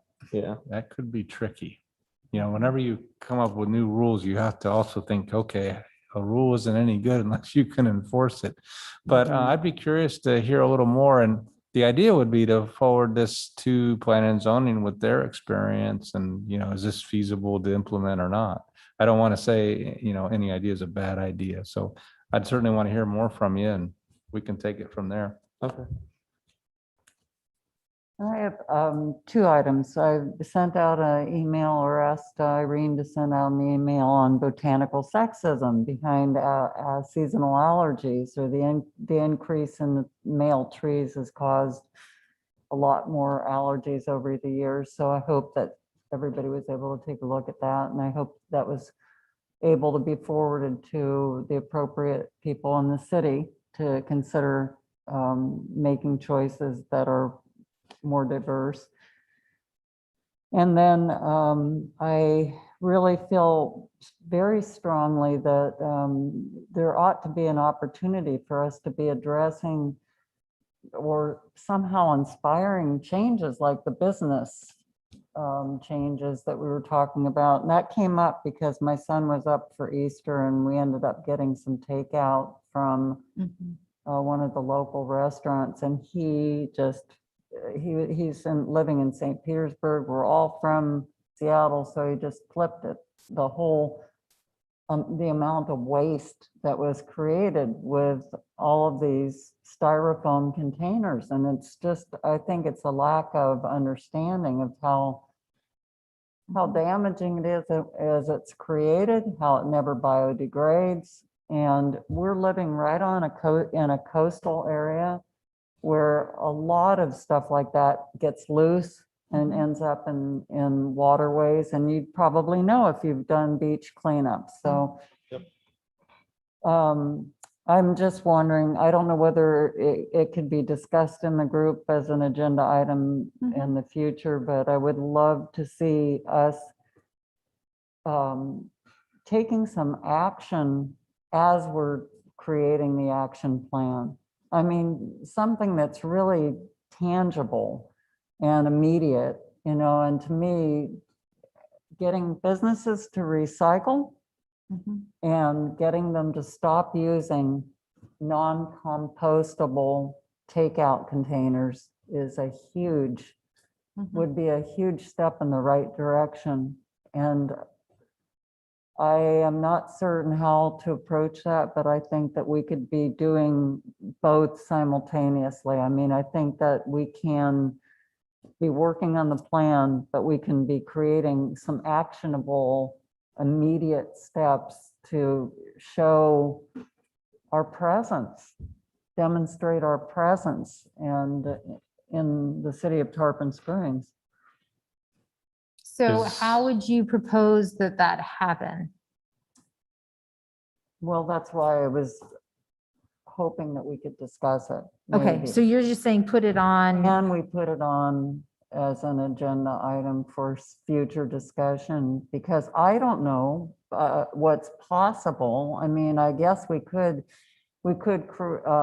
somehow create or have an opportunity to meet with merchants and restaurant merchants in this area and invite them. If we put it on the agenda, let's add supermarkets too.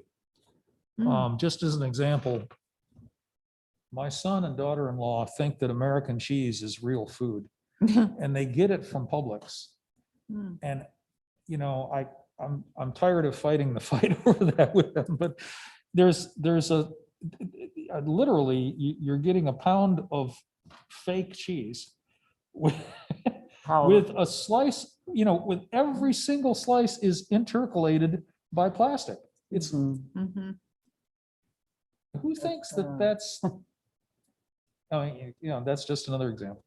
Yeah, I would say that the plastic bags that are being used by all of the Publix and CVS and Walgreens, I mean, there are places, believe me, there are places that are banning things like that, you know, and so many people are inspired to bring their own bags to many stores. I mean, I just think it's a consciousness shift that will happen here, but it would be nicer to see it happening sooner than later. I think it's an information piece. I think it's, you know, a matter of people becoming aware of what happens with these things. I used to do a presentation for the public when I worked at REI that was kind of linked with moving towards zero waste. And it was just kind of inspiring, the small changes that people might not have thought of to just chart what they're throwing out and whether they could make different choices in order to not be throwing so much out. Well, that's awesome for the future when we're starting to engage with the public. But right now, I'm mainly thinking about the amount of waste that our businesses are creating in this town and trying to address that. But no, I haven't thought of it of action steps. I will put my thoughts to that and talk to some people in Seattle and see what the city did. And I will share comments at the next meeting. So why don't we do this? Why don't we allow you time this month to get your thoughts together around that? And then you can send us an email before the meeting, so we kind of are thinking about it. And then perhaps put some time on the agenda for that the following month. Maybe even invite planning and zoning to see like, because I think that single-use plastic ban, I'm not sure if the state preempted it. I don't know where we are with that. So maybe that would be something that they could come talk to us about. Preempted it. When you say you don't know if the state preempted it, but states cannot tell cities what they can. Yes, they do. Yes, they can. Yes, It's they called can. state And they do. preemption, and they're doing it right now. Yes, that's a really- big issue, that the That- state is imposing that. And they wouldn't allow the, plastic straw ban or the plastic ban, because St. Pete's tried to do it, but the state has said no. And it's because of special interests that have lobbied hard. Yeah. Ah. But there's always ways to get around things. Well, I think that it's a shift in consciousness. Mhm. And it really means that if the businesses do it by choice, Yeah. then it can happen. Mhm. All right. Well, I really appreciate that bit of information because I never would have thought that that could be possible, but Mhm. okay. Thank you. Mhm. So I have an announcement. So on Saturday from 11 to 12:30 on Facebook, Creative Pinellas Live, I am hosting a panel discussion called "What Can You and I Do About Climate Change?" There you go. And it's part of the Expanding Water exhibition at Creative Pinellas that myself and Robert Stackhouse have done. And the panelists are incredible. So there's Susan Glickman, who is Dory's colleague and is going to talk about alternative energies. And then there's this wonderful person who's going to talk about electric vehicles called Dory Larson. And then there's Doris Heitzman from Florida Extension, who's going to be talking about Florida landscaping and trees and what you can plant that will be good for conserving and for issues of climate change. So the one I did before on what is climate change and sea level rise with 3 scientists was really well received. And each of the panelists will give a 15-minute PowerPoint or discussion, and then we'll have questions and discussions. So you go to Facebook, Creative Pinellas Live, 11 to 12:30.